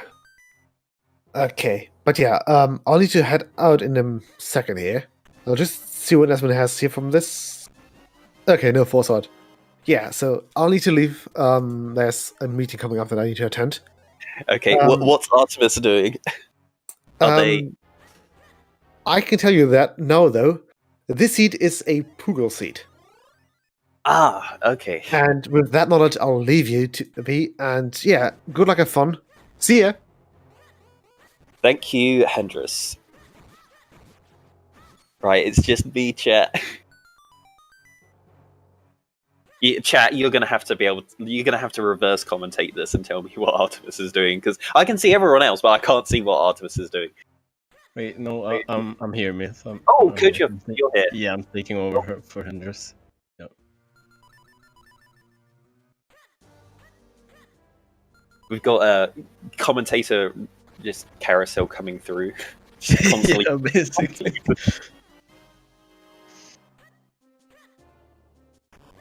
Yeah, Artemis is just going through laptops right now. I think maybe going to Palace, I'm guessing. Are they? I thought they were a caster. Wait, no. Yeah, I was looking at Huffpuff. Yeah, sorry. Yeah, no. Oh, yeah. Huffpuff and Goldfish are in Cloudtops at the moment, but Nesman's over in Fortress. They are in the 1 or 2 rooms before the left rupees. Yeah, Artemis is right now doing hiking. I mean, I think he's going for hiking. He's doing the Minish checks in Castle right now, but he does have 5 Cloudtops Kinstones, so I'm guessing he should go. They have the red sword. Did they not get their blue sword? Yeah, they still have a red sword. They do not have a blue sword. The blue sword was in Caster. Oh, are they doing these checks before the other checks in Caster? I think they might. And that wouldn't make much sense, but they might be. And yeah, we got confirmation that this is in fact a Poogle seed. Yes, we've got Poogle seeds on our hands. I mean, was there any doubt when it was required? Required kill with flames and the cane up there. Yeah, that's pretty much a Poogle seed.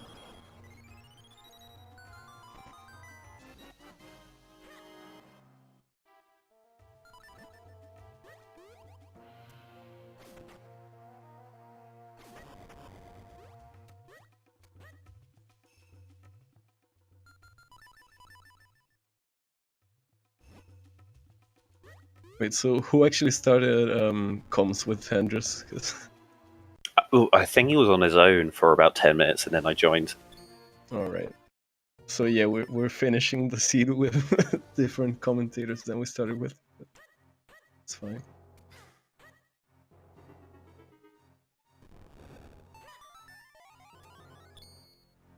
Oh, right, Zorza was going to start.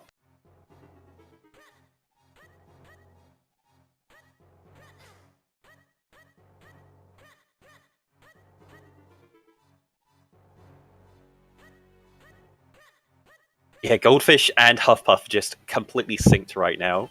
Yeah, they're extremely synced. Well, I still can't believe Nesman left that chest there. I think, does he just do that on purpose? Just maybe. Oh my god! There's the sword! In the visible spot there. If this is a fake, this is a fake. Really likes to troll with this one.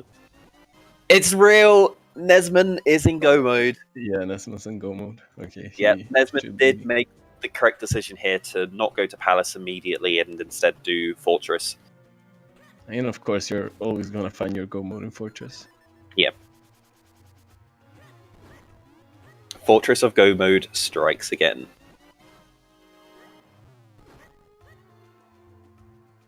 I mean, that it's a classic Nesman thing to do, just to ignore Wind Tribe at the beginning.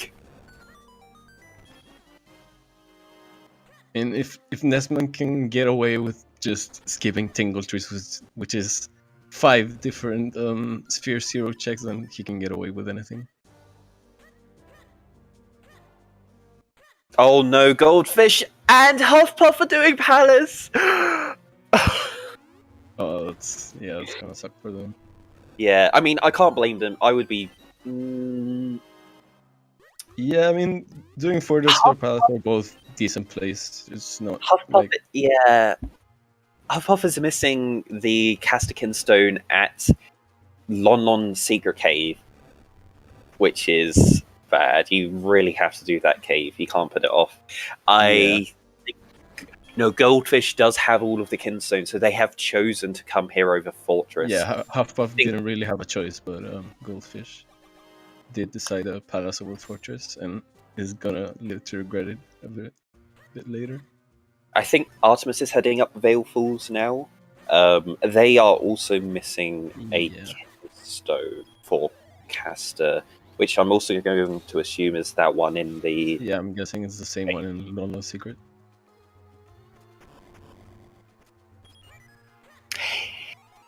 Yeah, that's another thing as well. We haven't seen power bracelets. Right, they can do pot push. If pot push has the boss key, that might be a saving grace for them and kick them out.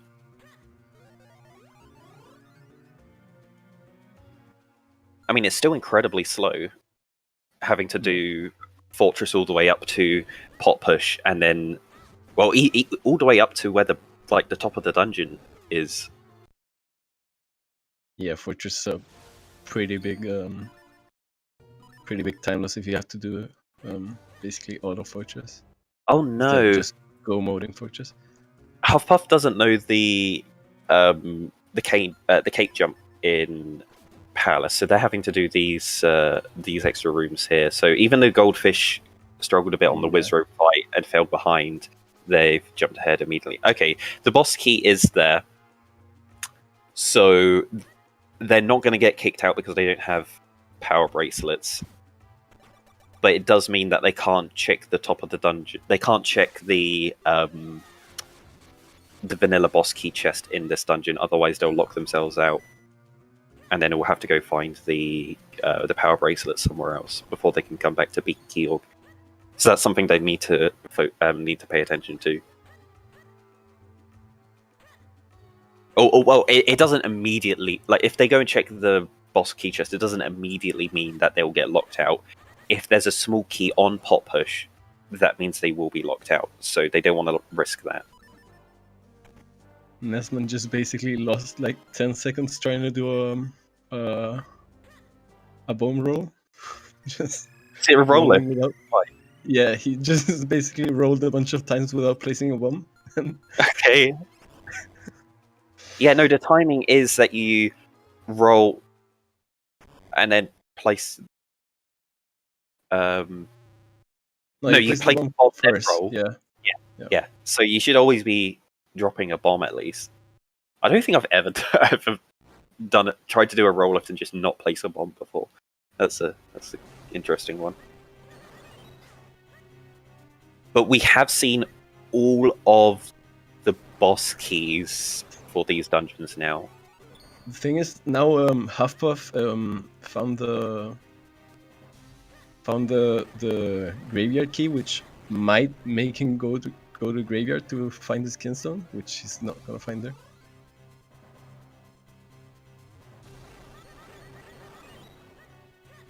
Yeah, like, this is a completely understandable play for Huffpuff. It's reasonable to follow this line of logic to try and like get the advantage, and it's one of the plays that you have to go for if you want to try and win races. It's not going to be the most consistent, because they're just avoiding things in the overworld which don't take too long to check. But they're making a bold decision to do these to go for it. Yeah, Huffpuff just realized he doesn't have the the bracelets yet.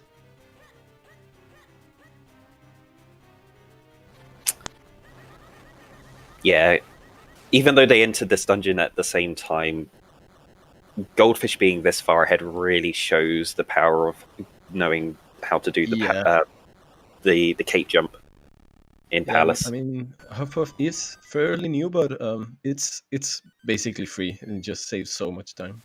Yeah.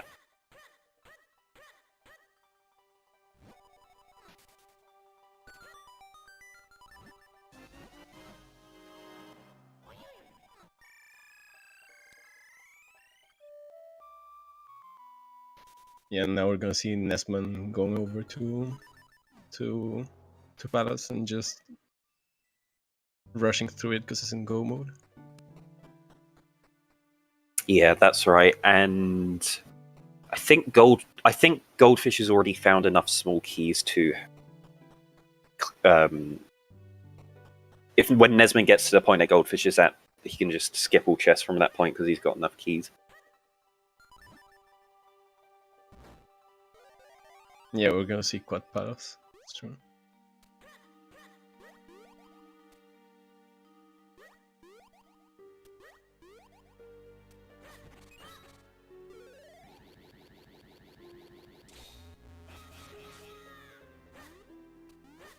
Yeah, in vanilla, everyone's used to having a blue sword in Palace and making 2 extra clones. So there's like wait, 3 Huffpuff skipped the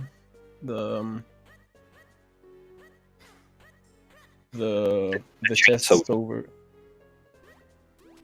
Yeah, all the checks to the left of the chainsaw soldiers. Yes, you have to skip those. In their situation, if there's a small key on pot push, which they don't know if it is yet, Goldfish is about to check, then they'll just be locked out of the dungeon and they'll have to go and find a power bracelet somewhere before they can beat Georg. Yeah, I think that's like 5 keys for Goldfish. Is Goldfish going to hit the... Oh, Goldfish has...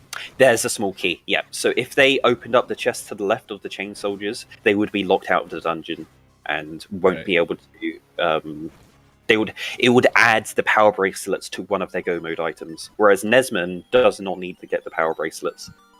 Yeah, well, that makes sense. Except if they do. Well, actually, no. They don't need the power bracelets because now that they've hit that switch, they'll. Okay, it just means that they have to go back round to the beginning of the dungeon, and do the first half again, all the way up to pot push, because now the door is open. They don't need to shrink as Minish and push all of the pots around. They can just go and go through the door that's now opened and grab that small key. But again, that's incredibly slow. It will lose them like a good 3 minutes.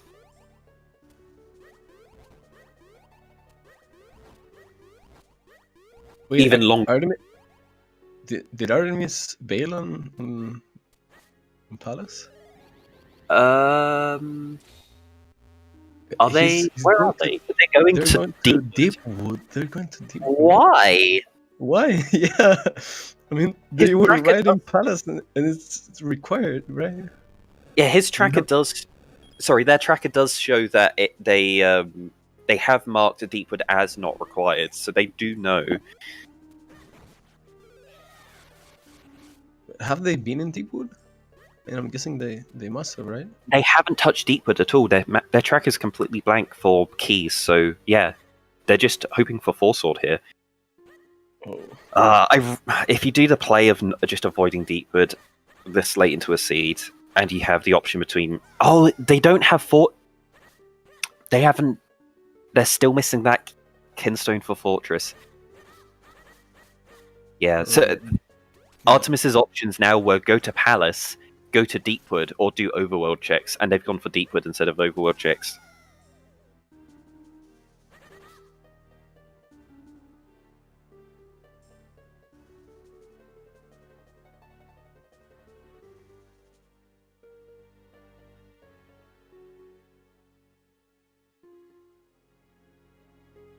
Yeah, Nesman knows he's just in go mode at the moment, so there's no point in getting anything unnecessary like a piece of a heart.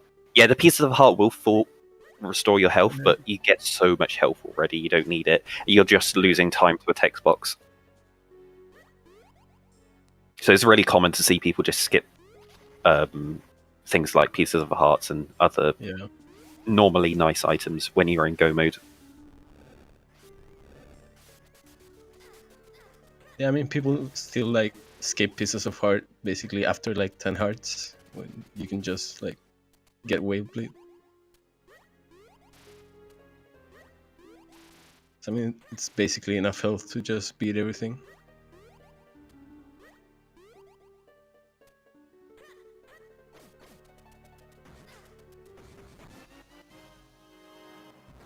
Oh yeah, you definitely don't want to watch the any percent speedrun where we intentionally take damage in Mazao and then don't grab the heart container.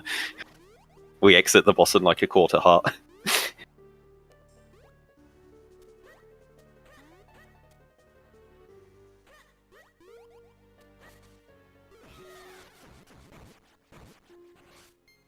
Yeah, and you can see like basically Goldfish and Huffpuff entered at the same time, and Goldfish is about to finish Georg. Also, Goldfish is vastly more experienced in the rando. Yeah. They went to top 4 in the last tournament.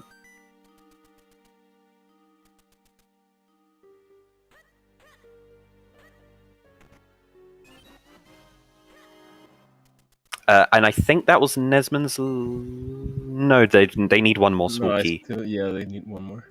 Yeah, they're on 3, so one more small key, and then they'll be able to head off. Yeah, Goldfish is demonstrating a really nice Georg here. Using Downstrike and Great Spin in combination makes this boss absolutely free. There's no issues with it.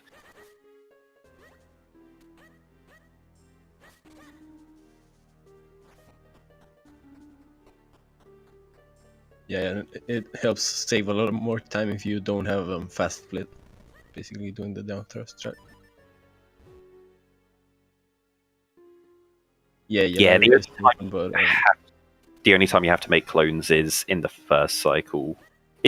You don't have to make clones in the first cycle, but it's just you have so much time before the boss activates that you can create clones, even if you don't have fast spin. Goldfish is back. They're gonna check 2 items at the top that they missed. They're gonna grab the small key from Pot Push and then head up to the boss key, vanilla boss key chest. That's really slow, but I mean, yeah, I guess. How many did they get map and compass in here? Because if I think they saw compass on it was freestanding, but I'm not sure about map. Yeah, because if they haven't got, there's 2 items at the top there. Oh no, Goldfish doesn't get the jump. Right, there's Nesman's last key. Now they can just rush to Georg. Oh yeah, Goldfish is being okay. Yeah, they still made the jump. They were being a little bit fast with the initial cape jump on the cloud. You want to just hold the button. Yeah, just hold A. Yeah, you hold it until Link does a full glide, just stationary on the spot, hopping up and then landing back down on the cloud you're on. Don't let go whilst you're midair. Okay, so we have both map and compass. Yeah. Which means that there will be 2 random items at the top that they are going to get. But as we already know, the Force Sword isn't one of those. I'm really surprised by Goldfish with this. Yeah, this doesn't seem like a player I would see Goldfish making. They have Fortress access. I think they're really going for the gamble that Fortress is barren. But yeah, at this rate, Nesman's going to be done and entering DHC before Goldfish leaves Palace. Yep. Huffpuff equips Ocarina. They're not sticking around.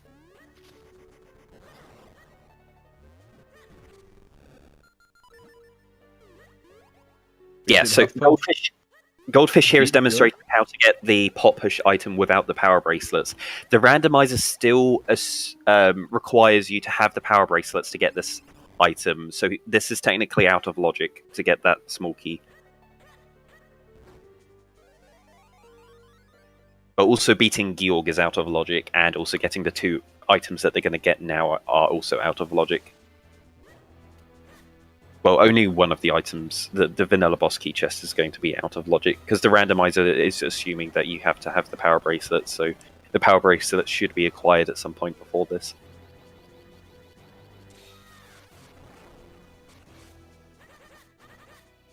Yeah, and Goldfish coming dangerously close to dying here. He's at 1 health, he almost fell off the edge right now.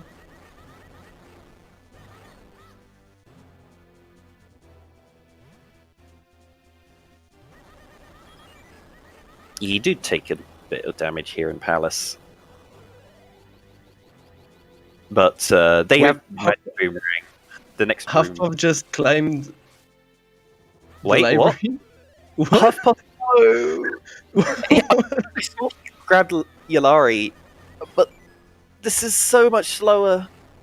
Just exit out of the bottom of the library and then swim inside. Wait, yeah, you can just swim so much faster. It's slower but cooler. Why watch an unnecessary cutscene?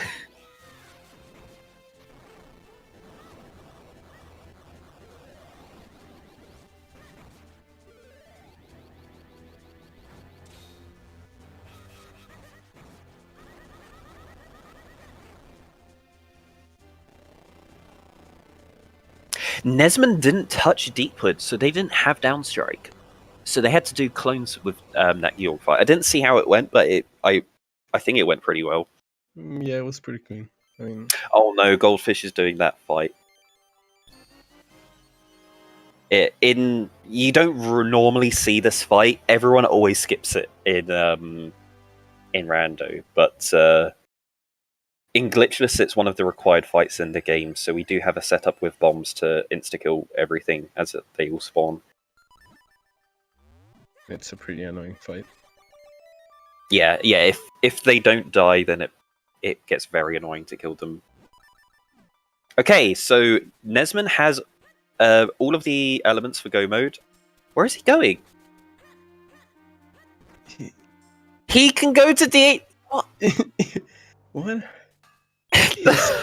He's saying hi to his grandpa. What? Wait. Nesman's in go mode and can go to DHC right now, but first he's just doing a pit stop at Link's house.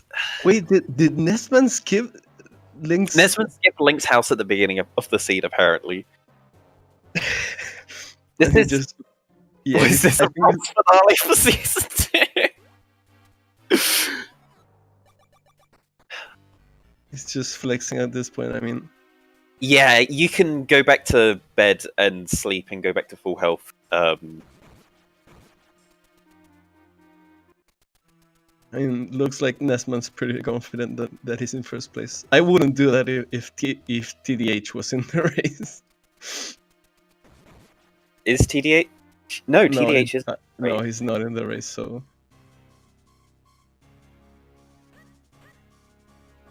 no, Nesman's made all the perfect plays this race, so yeah, they just know that they're that pretty much no one else is. They didn't touch Deepwood at all, and then they got to do Palace in go mode, and Fortress mostly in go mode. Well, Fortress was in go mode as well. Yeah, Fortress and Palace in go mode means. Wait, Half-Path.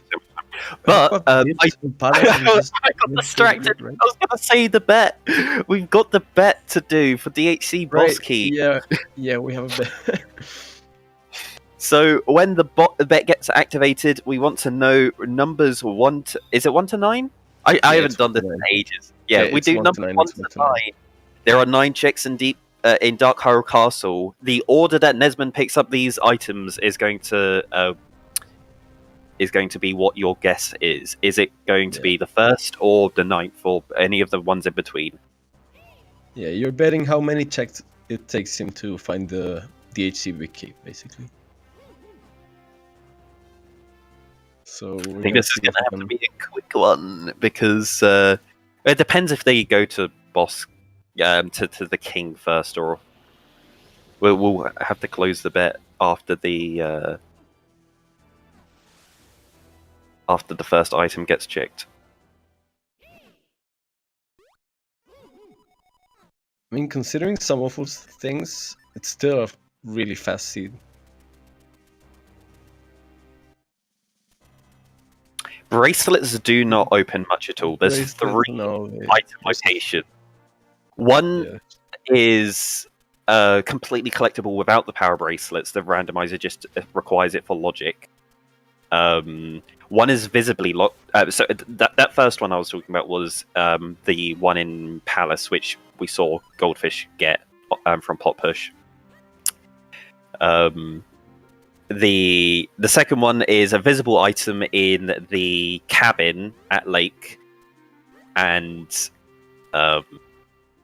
you need the power bracelets to push it off the to push a bookshelf into place so that you can push it off the ledge. Yeah, it's too late to open. Yeah, the bet's we should have brought it up earlier. Yeah, I was in the middle of about to say it, but got distracted. Yeah, and then the last one, which is absolutely hard locked by the power bracelets, is Dr. Left's house. You can't get to the spot where you knock the book off the raftings in the ceiling until you get the power bracelets.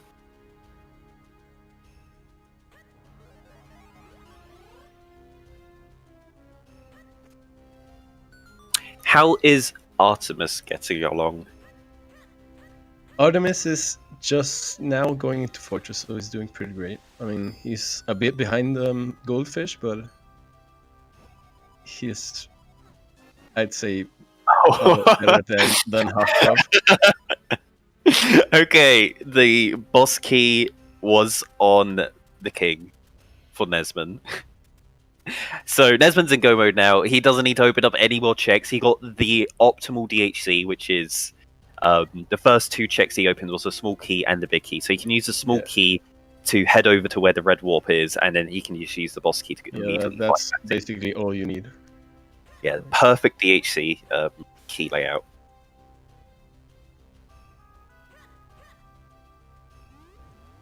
So it was 2 for Nesman, but for other people it may be 1, just because of the order that you do you pick to choose the locations in.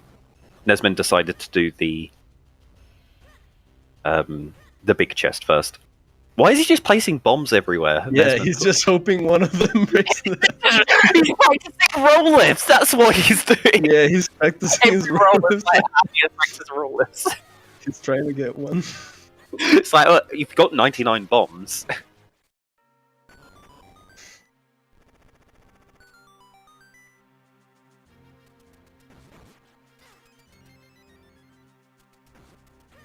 Nesman's played too much TP any %. Well, he needs to play more Minish Cap any %. Because the spiky chew fight in Cave of Flames was not acceptable. You have to learn the speed strat.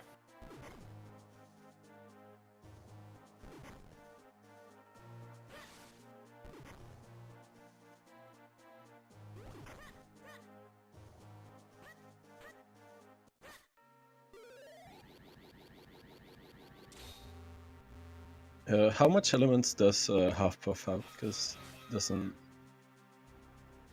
not showing his tracker, like which bosses he's done. He's done 3. He's done Cave of Flame. He's got 3 elements, yeah. They're only missing Mazao.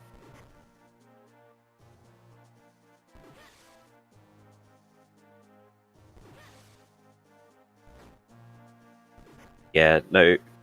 Huffpuff needs to head over to Lake. Lon Lon, the Lon Lon Secret Cave.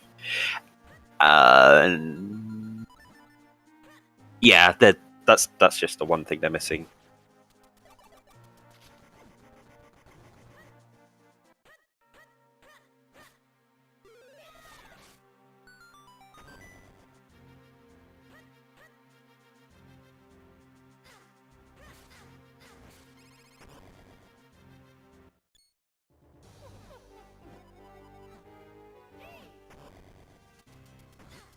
Right, Nesman's going in a body all the way into the gauntlet.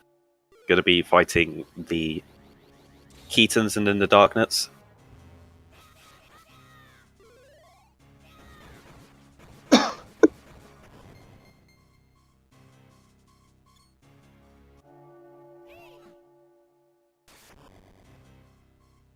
Does he bump into the wall though? Wait, no, it doesn't. No cutscene skip today. He gets good RNG on the Darknet, but he didn't set up the fight properly, so he's doesn't get the quick kill on the Black Knight. He's trying to do great spin strats, but is getting hit every time he goes for it. He gets lucky on one of the red Darknuts there.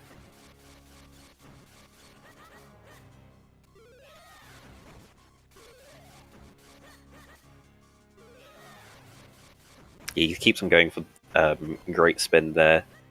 Does finish up the fight.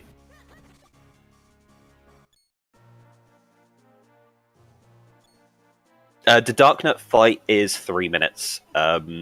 If it's the timer starts not in the Darknet fight, but when you start Yeah. This is the first spell, right?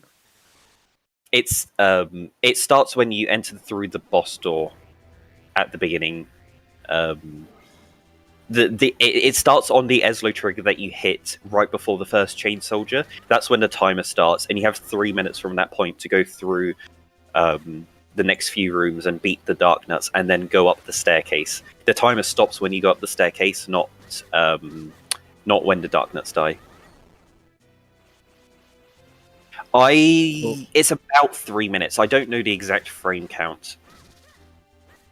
Yeah, so Artemis right now found his Force, so it's just gonna full clear.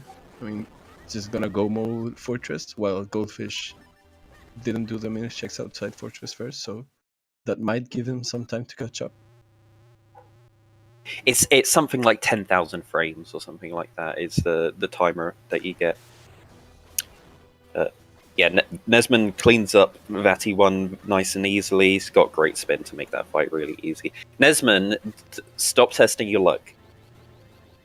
Yeah, he's trying to do Nesman it got that again. one. I don't know Yeah. how Nesman does this, but he managed to do a sword slash on Vati 2 and hit all of the eyes without creating clones. And it's a Yeah, TAS that's only. basically a TAS only trick that Nesman got once. No one ever tries it except for Nesman.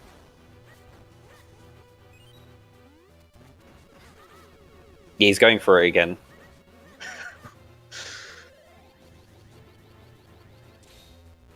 No, Nesman, that's the wrong clone pattern. And then it breaks them.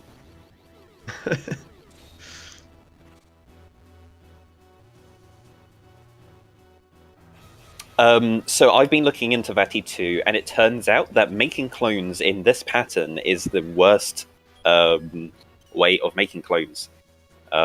You can create clones with basically a random combination of tiles, and they're all basically exactly the same effectiveness at hitting Vati. But when you create them in a the arc like that, you're presenting a really wide area for Vati to shoot particles, projectiles at you, and hit and break your clones. You can instead make like 2 clones on the right and 2 clones on the left, and a big gap in the middle, and then you can use that as a being able to dodge the projectiles get fired towards you. Wait, Half Puff right now going to find his last Kinstone? Yeah, here we go. Yeah. Yeah, you can't put this check off. I sure they got their lantern late, but yeah, they're going to be kicking themselves over that one. Yeah. Especially when it's right next to an ocarina point. Like, you ocarina to lake, go left, and you're right there. So you can get it at any point. It's a really fast check. Lantern was in Western Woods. Yeah, Western It Woods. was in a rupee cave in Trilby. So they've had access to it for about an hour. Though Huffpuff was later to that because they decided to bail out of Krenel before they, without doing the vanilla climb. Does Nesman go for Lantern Vest? You got to. I mean, you gotta hit the arm first. No, Nesman, come on. That was perfect! Oh, if he just didn't equip the lantern there, that he could have just great spinned into the eye because it came straight for him. See, it was even giving him good luck.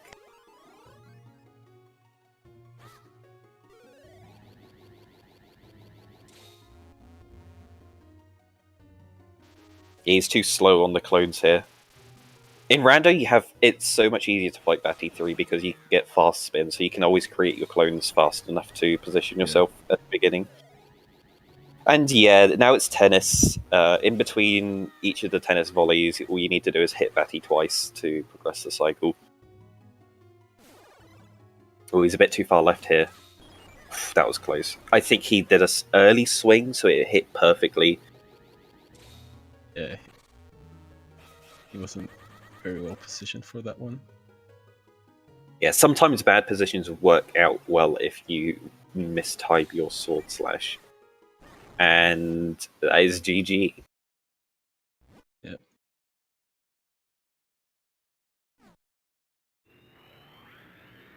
Yep, that is first place for Nesman. Gonna see if they are they want to head in for an interview.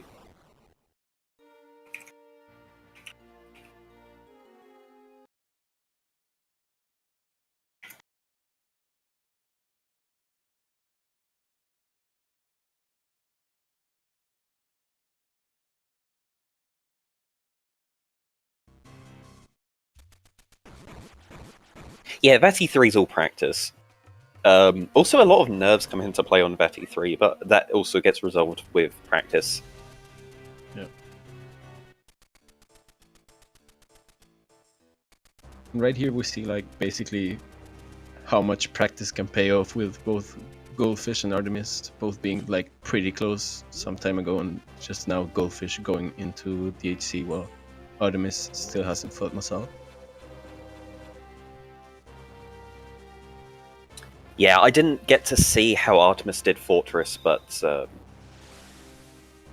And I think he still hasn't found his big key.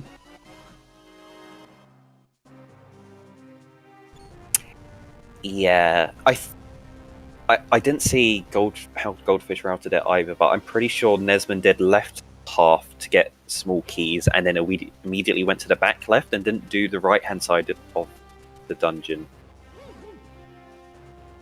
And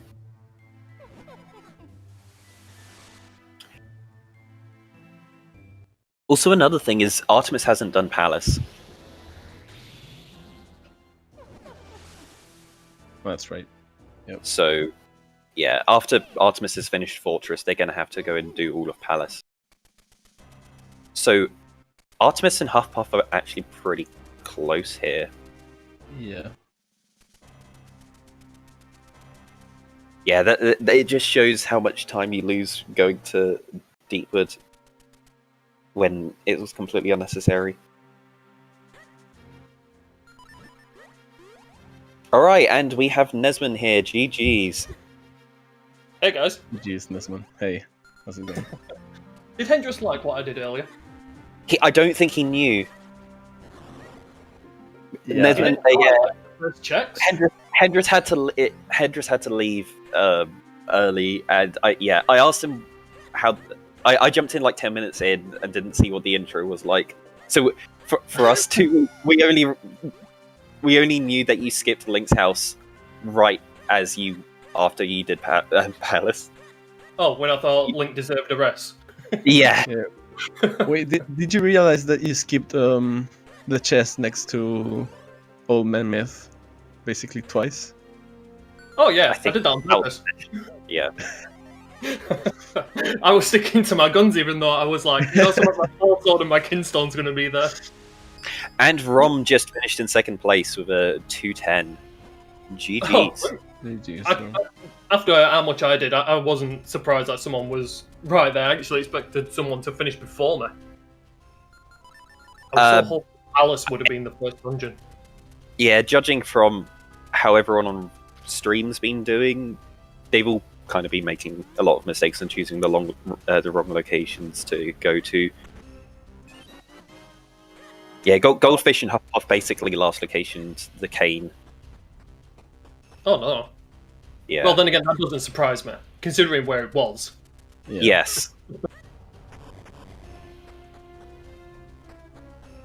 I don't know how we're going to do the ban points assignment. We're not going to tell you who rolled the seed until you give a ban point or not, and then we'll tell you. Yeah, I guess that's fair. Oh no, that can't definitely. Or you can also guess who you think rolled the seed, judging from how it went. Well, I can't say it's a Hendrix seed, so I'm tempted to say it's a Poogle. And are you going to be giving ban points? Most certainly. Yes, it was. Yeah, it was in fact a Poogle seed. Yeah. It was a Poogle. Yeah. Considering how Poogle's been rolling seeds, I kind of expected it. Yeah, no, we definitely use Zorza's incorrect setting seed.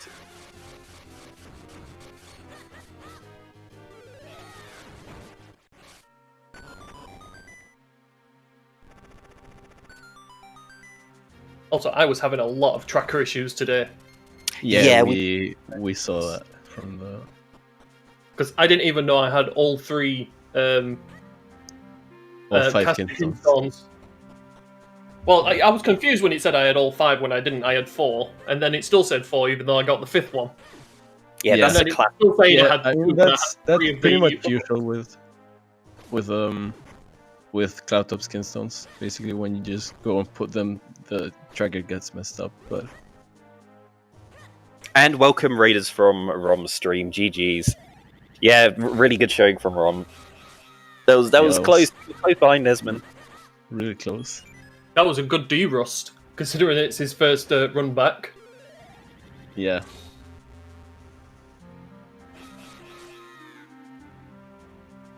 Yeah, Nesman, you didn't do Deepwood at all, did you? No, I was tempted. I mean, think 'cause the only thing was early- it was fake. It was a fake remote bombs on one of the visible spots. Here's a useful item, but guess what? It's fake.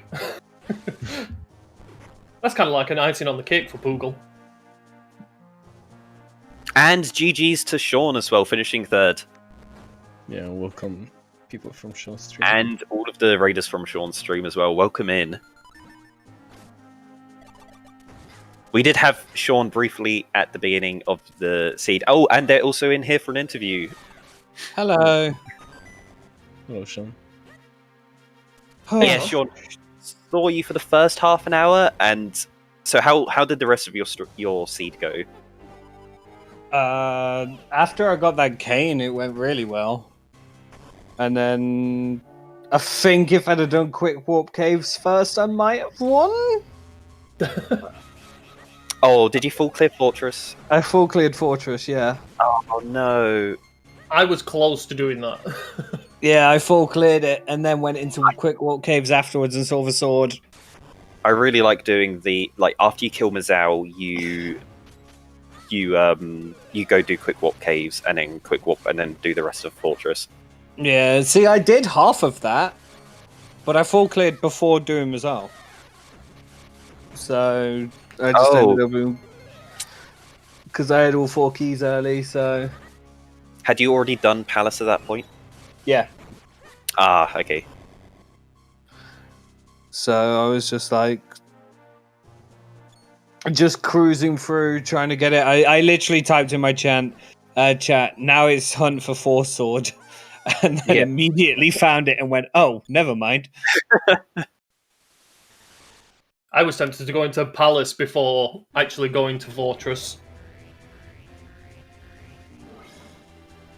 Yeah, that's the play that Goldfish made. Basically, when No, they weren't deterred by the graveyard key, was there? Because I saw that then, I was like, I'm glad I didn't come in here early. Yeah, they also were distracted by the graveyard. Go to the graveyard key? Yeah, Hufflepuff definitely went for the graveyard. They haven't done Royal Crypts. No, they didn't do all of Royal Crypt, but they went to graveyard. Yeah, I think the power bracelets were there.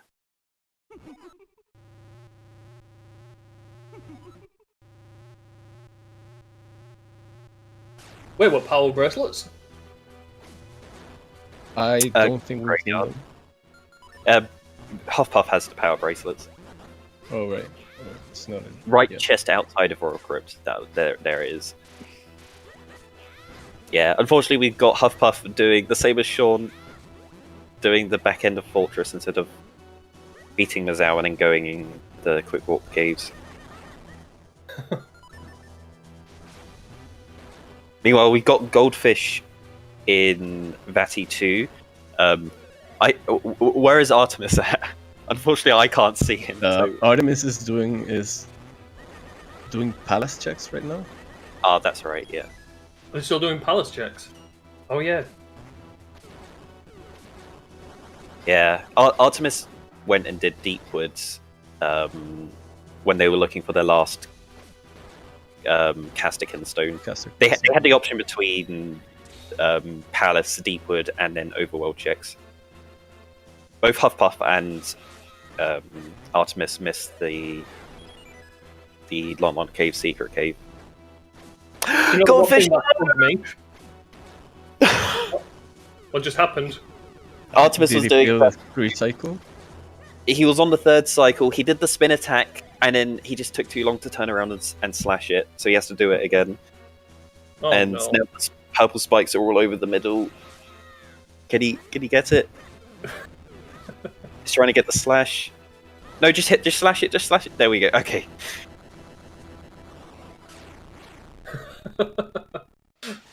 He's charging up to do another spin attack to try and do the strat again, but that's It's not needed. It's already on 1 HP. Just do a slash to kill it.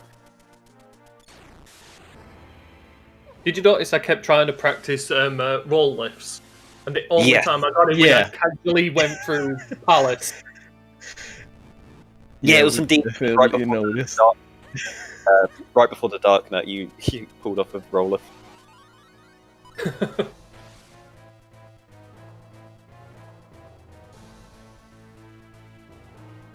Well, I hope I've been a good show, but I've got to try and finish a Twilight Princess randomizer now. So, oh boy. I'll see you guys later. Right, thank you, Nesmond. Thank you very much for the race. GG's. Also, GG, Sean. Yeah, GG, Sean.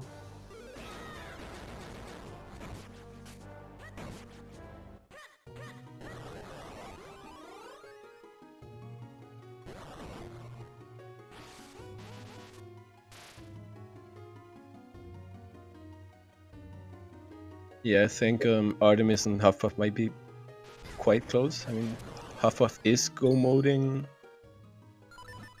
Palace, but they're on Mazao at the moment, and they. I mean, sorry, Artemis is go moding Palace, but yeah, Huffpuff just. Where exactly is Artemis? He's on pot push. I mean, he's not doing pot push, but he's just.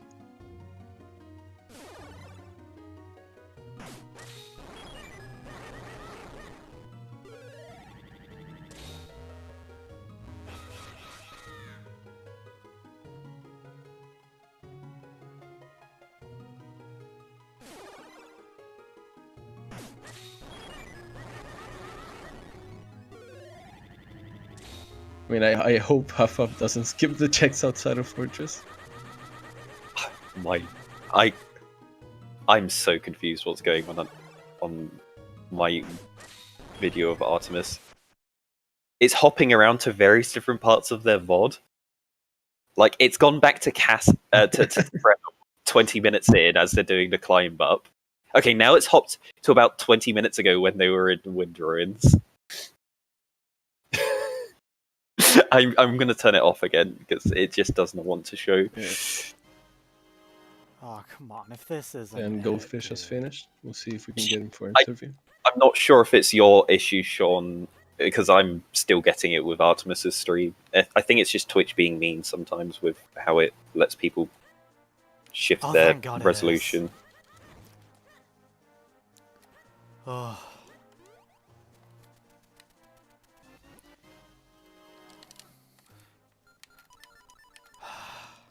Yeah, and Huffpuff just finding his forcer. GG's to Artemis. Gonna finish in dead last, sorry, but, Artemis? Goldfish. Yeah, Goldfish, yeah. I'm gonna lose my ELO.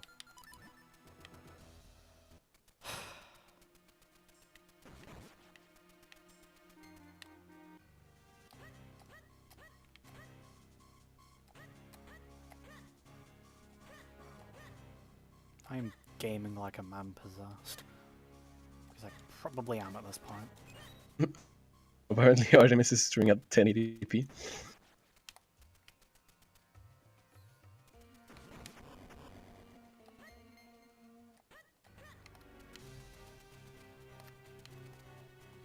Hey, GG's Goldfish. GG's. Yeah, GG.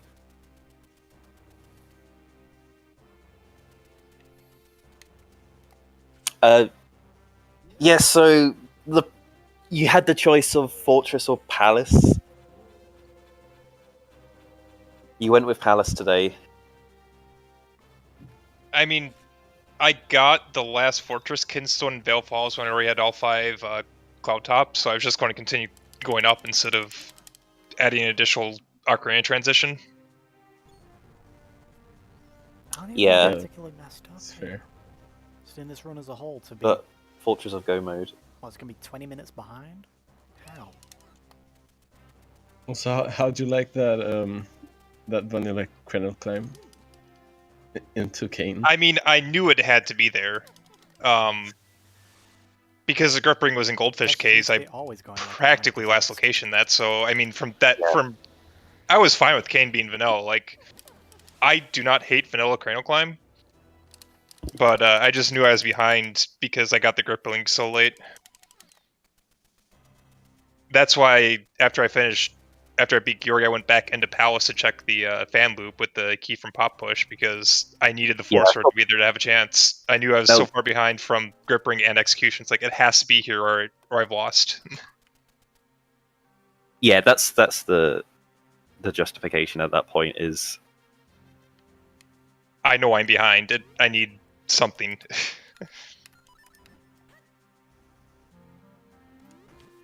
Like normally, yes, I would have jetted right across the fortress, but it's like I need something to not be taking the Lord position. Get me, but I don't let they.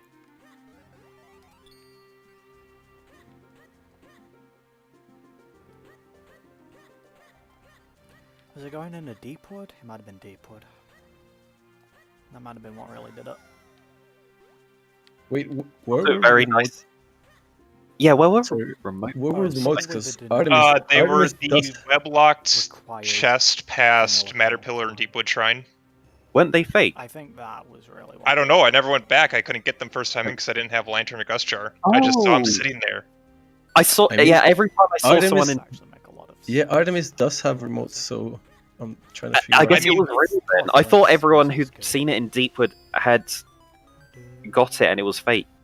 Because I didn't have a way to get it. I figured. I mean, it could be fake, but I figured it was real. I just assumed it's real, but It's I didn't have a way probably to get real. it when I was in there. To give me the boss key, so I do not have to.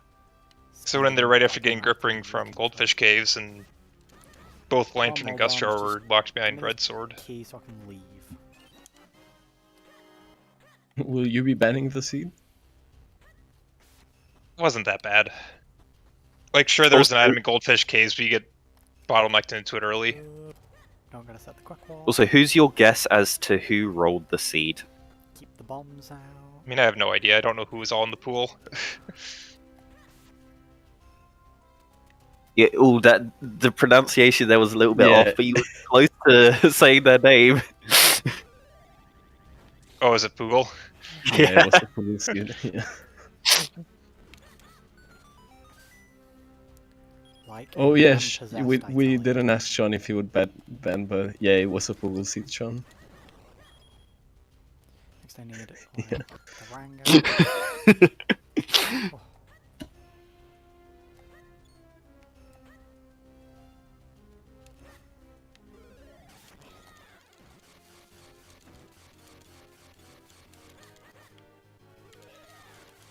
Yeah, I think the story with our last two runners here, with Huff and Artemis, is both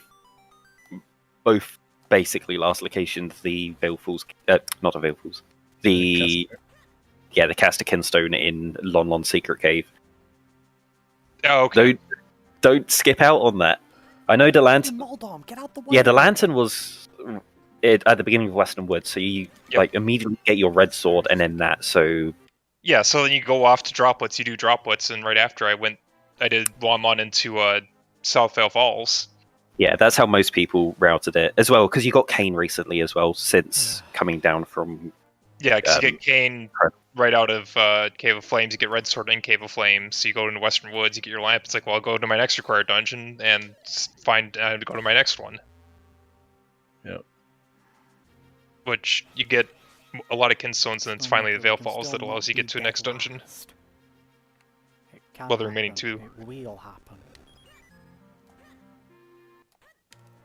Yeah, Artemis was really putting off Palace until they got that Kinstone, and then they went to Fortress, got Four Sword, and then can go mode Palace now. But it was just the looking for that Kinstone and checking literally everything cost them so much time. Some people probably were.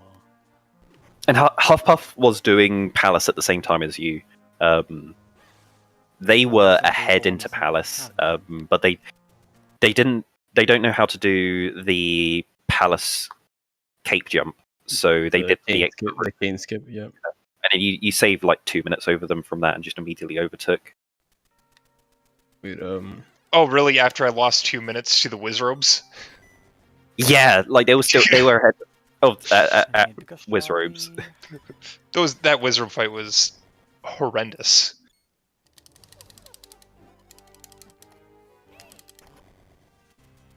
That's one thing I need to practice is the setup for the wizard fight in Palace. Yeah. I just have a save state there, just load it and then do the bomb fight. It takes a lot of practice to get it, and then once you get it, you can normally just like rock up and just pull it off without too much practice. Yeah, I need to practice some things. Like, I royally screwed up Octomanip, but still got good RNG. I screwed up the Spike Chew fight.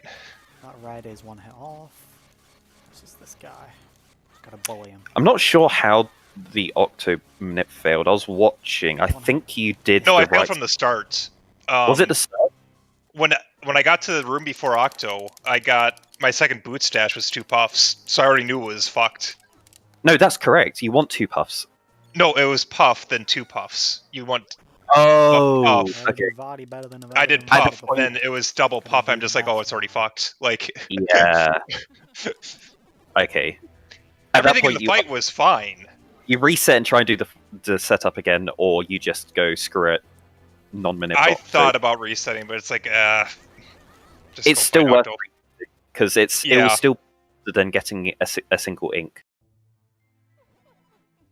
Because an ink's a whole 30 seconds, and it takes less than 30 seconds to reset from that point. I mean, Nesman tried setting up a... I don't even know if he tried. I don't know if he tried this. The correct word. He saved and reset, did 2 dashes in the second room, and then just didn't stand in any of the correct positions for the rest of the fight, and still got 0 ink. And then I got 0 ink. I'm just like, screw it. This is 1 roll on an O pattern, and got it.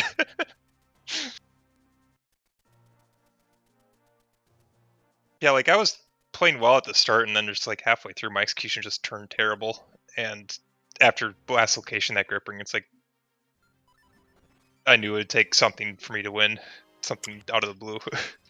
The second half of this game is the hardest part. Is all of the heavy execution stuff that you have to practice a ton.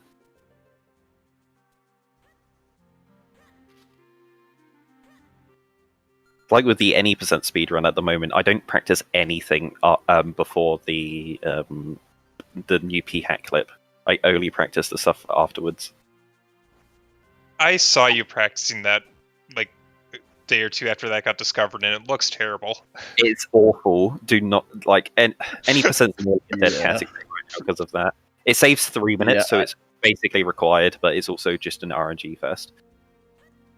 Yeah, I saw you try it in a run after practicing a lot, and then just ending that trick, ending the whole run. Yeah, even though I haven't tried it like vanilla speedruns, but if I were to try it, it would be glitchless, since that's what I'm familiar with from Rando.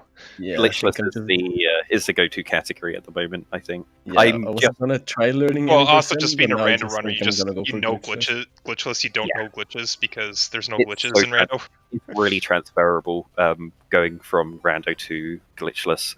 Rando to any %'s a much bigger jump because it's just so much different stuff. Yep.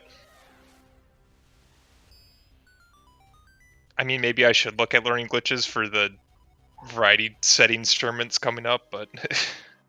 Oh god, if we have to do P-hack clip to be able to get into Fortress, done. No. Well, there's not glitch logic, is there? It's just glitches allowed. Yeah, right now. Yeah, but if you don't have Ocarina and you're Fortress from Go mode, yeah, why phones and or the Ocarina when you can go there without any items? All you need is Red Sword, which you have to get there, and then... Well, I guess you need Gust Jar to grab the P-hat. Well, you need Gust Jar to beat the game if it's Vadi required. Unless it's pet finish, you need Gust Jar every seed. Guild's also not required to do the clip, it just makes it much easier, so that's going to be fun, having to do that without the shield. It makes it like 10 times harder.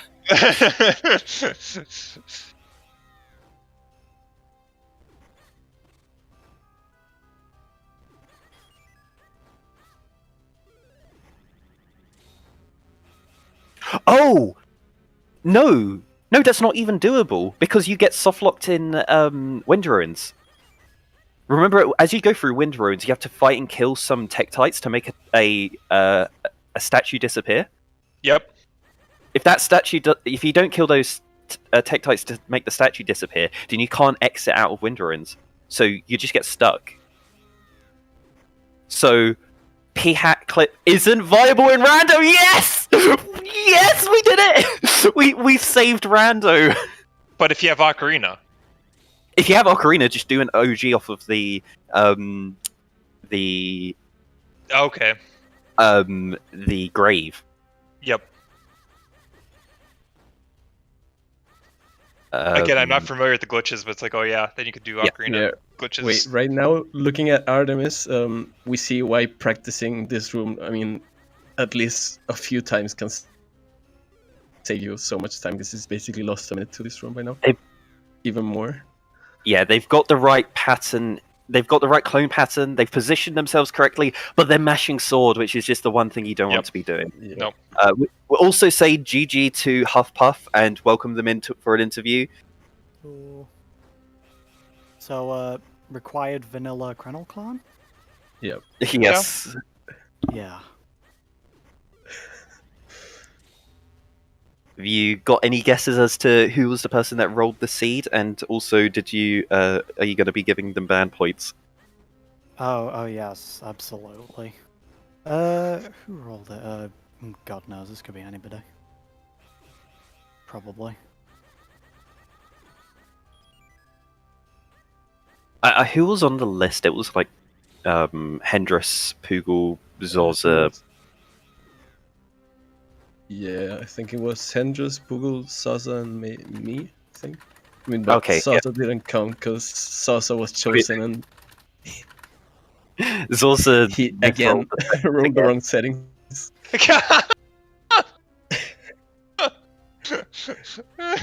So when you load a seed, like when you that's- generate a seed, just load it up, check the hash. That's Was it the Boomerang? second time it's happened with Sasa. Is it Boomerang Octo? I can't remember. Yeah, I think it's Boomerang Octo, Octo. yeah. Look at the race room as Boomerang Octo. Like, I don't remember anymore after the changes. I'm always used to it being Octopi. Yeah. It's not that anymore. Oh, Sag no Octopi. Yeah, rip Octopi.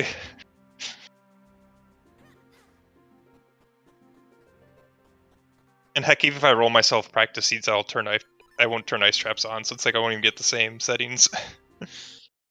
But the person who did roll the seed was Poogle.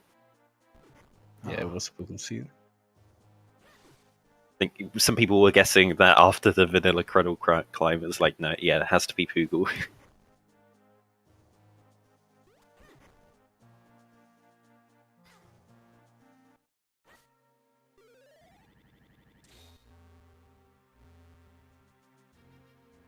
Why does everyone hate vanilla Kernel Climb? It's not that bad. Artemis, No, I think, it's was... Oh no, Artemis was right behind Nesmond going up vanilla Cradle climb. So they had a good start, but... It was just the hunting for the Kinstone. And then also full clearing Fortress for the full sword. Wait, did they full clear?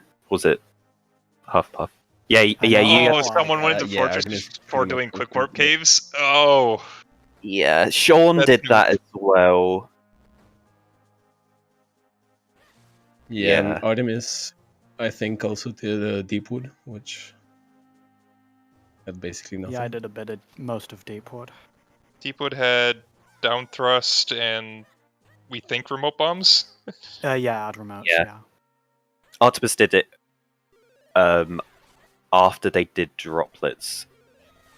And so they basically had Lantern and Gustar already so they could full clear Deepwood. People who went to Deepwood earlier didn't have... You wouldn't There go was- back for 4 checks, like. Yeah. You got to skip out on the boss and then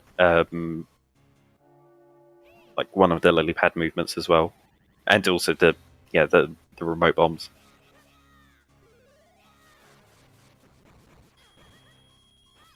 Oh no. Oh, just getting absolutely bullied by the Keatons. It's so rare that they just decide to dash down at Yeah. you while you're doing a great spin. Oh, but twice! Wow! Oh, God. That's fun. What a fun game. Yeah, it's super annoying. I mean, you should like they just mind their own business, but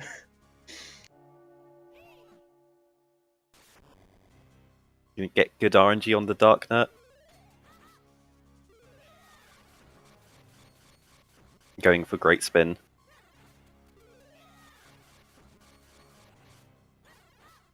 why does no one do the cutscene skip? It's just free time save. I know, right? It saves 2 seconds.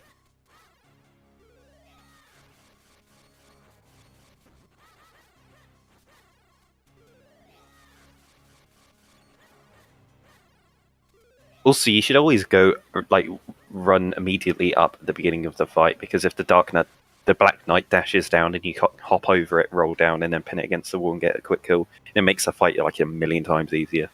Yep.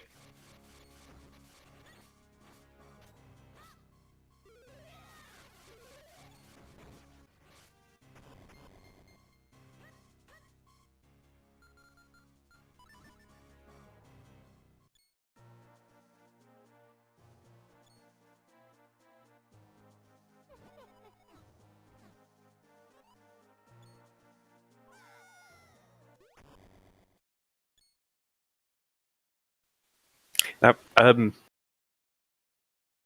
Artemis has splits for DHC and the Vati fights, which I think is interesting.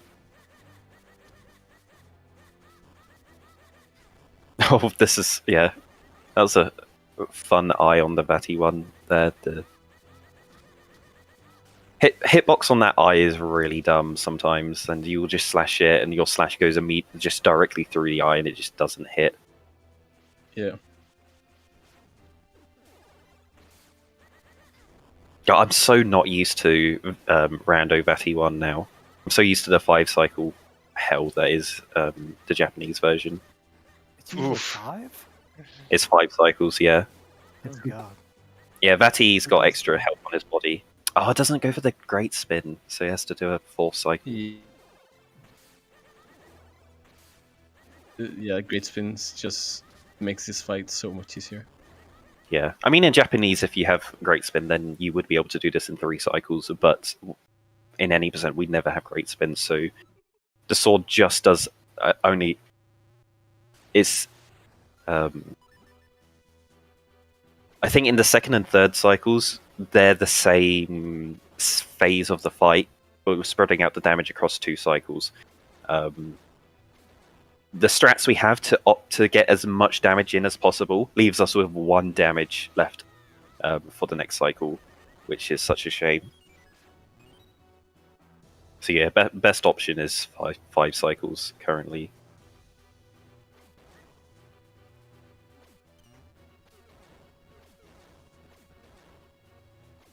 Yeah, only 1 set of purple spikes so far on Vati 2, which is nice. Oh, really unlucky with the rocks falling, but backs up with a great spin. Oh yeah, no one's going for the great spin strat here on Vati 2, where you create your clones, charge up a great spin, then great spin into Vati. I'm just more comfortable with the spin strategy, and Oh no. Also, like, I'm not really wanting to try it without long spin.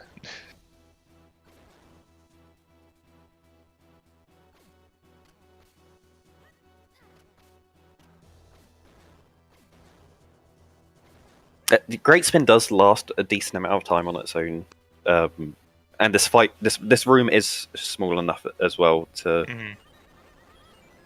you're not going to run out your great spin before you hit him. But yeah, that was a full cycle. Vati 2.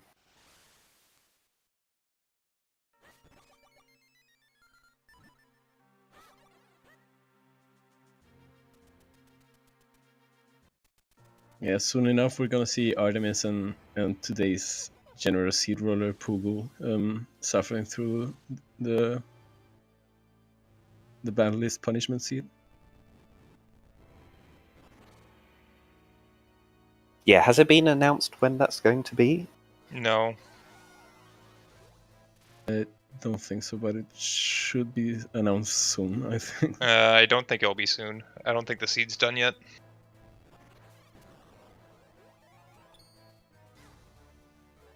It's a lot of work to develop those punishment a whole seeds. So ROM hack basically.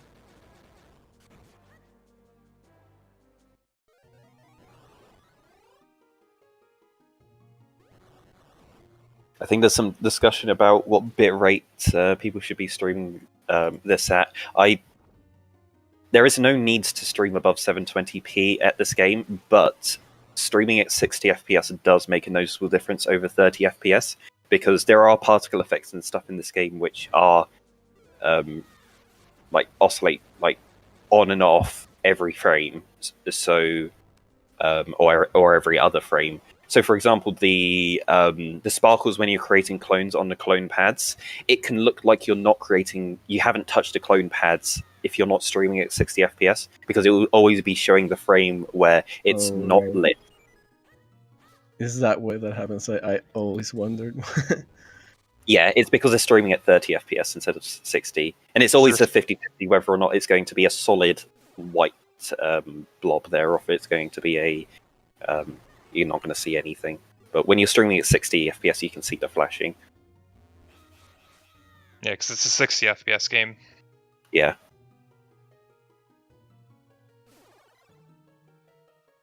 So it is preferred to stream at 60 FPS if possible. But yeah, you don't need 6,000 bitrate to stream that. And yeah, GG's. GG for top. Artemis.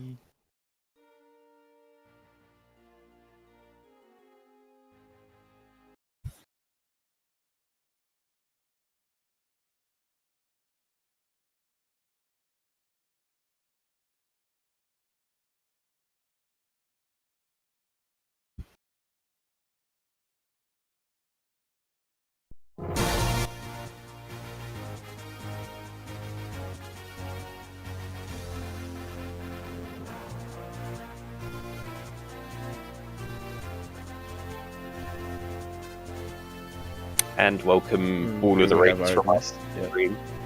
GG's. GG's, man. GG's.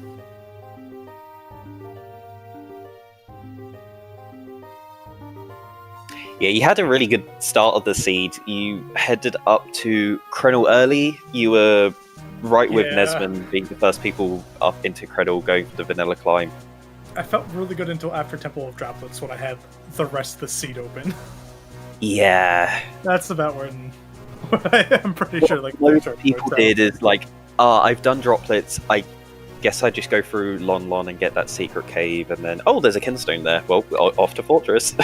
Yeah, that was the problem. I completely forgot about that cave because I like cleared through that area earlier before having the source Lantern, necessary, yeah. and I just completely forgot about it until I was like cleaning up everything.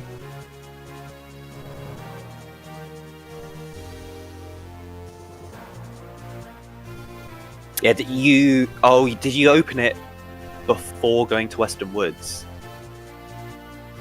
No, I never opened that cave. I did the tree and like the open cave by the cows.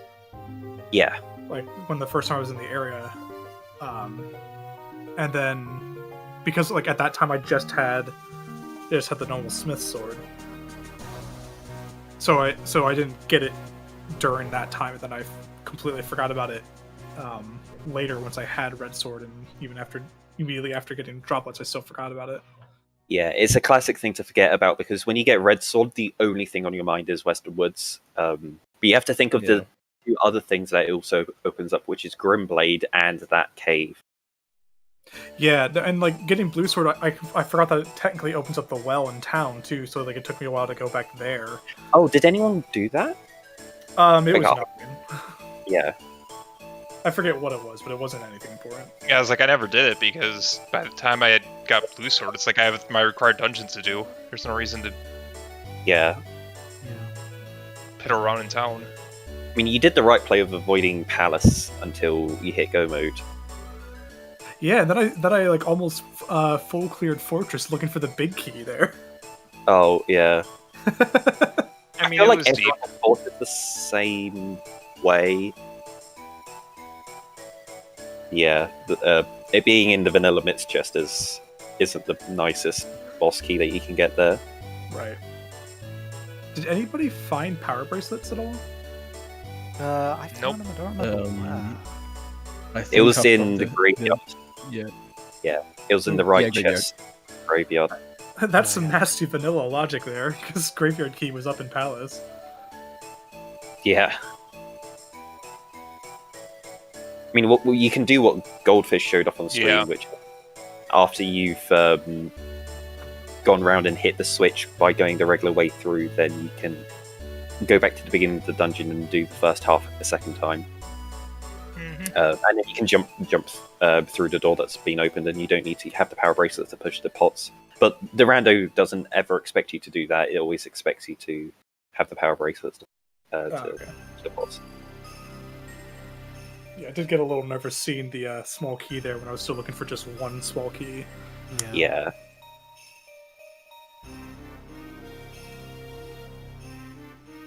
Takes a little bit because you have to go through the whole palace of auto scroller, but it gets the job done. Yeah, that's why we always recommend that. Like, it's the adage: if you skip pot push, you skip Fan loop. the fan loop. Because if you do fan loop, you have to have all the keys, correct? Yep. Yes. Okay. That I couldn't remember because when I skipped pot push, I was initially planning on doing fan loop until I realized that I would need all the keys. Yeah. So I think I that's kind of hesitated before going on through. Yeah, if you did fan loop, then you would have been required to get the bracelets to continue. Gotcha.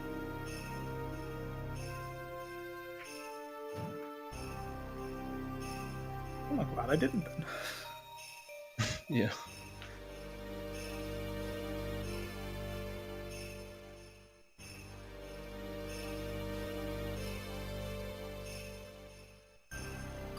That sounds like my cue to take it from you guys. Yeah, I think that's it from I us. think that's it. Yep. All right, we don't have a lot going on in the coming weeks. We got a couple of Ocarina of Time item randomizer grand finals this Friday and Saturday, and then hopefully soon we'll figure out when that punishment seed is. That sounds fun.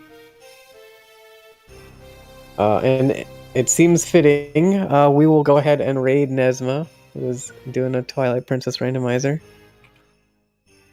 So feel free to give him more GGs. And thanks to all the runners in the comms. We had a lot of people filled in very last minute, and that was awesome. So thanks so much. Yeah, thank you. Yeah. GG's, guys. GG's.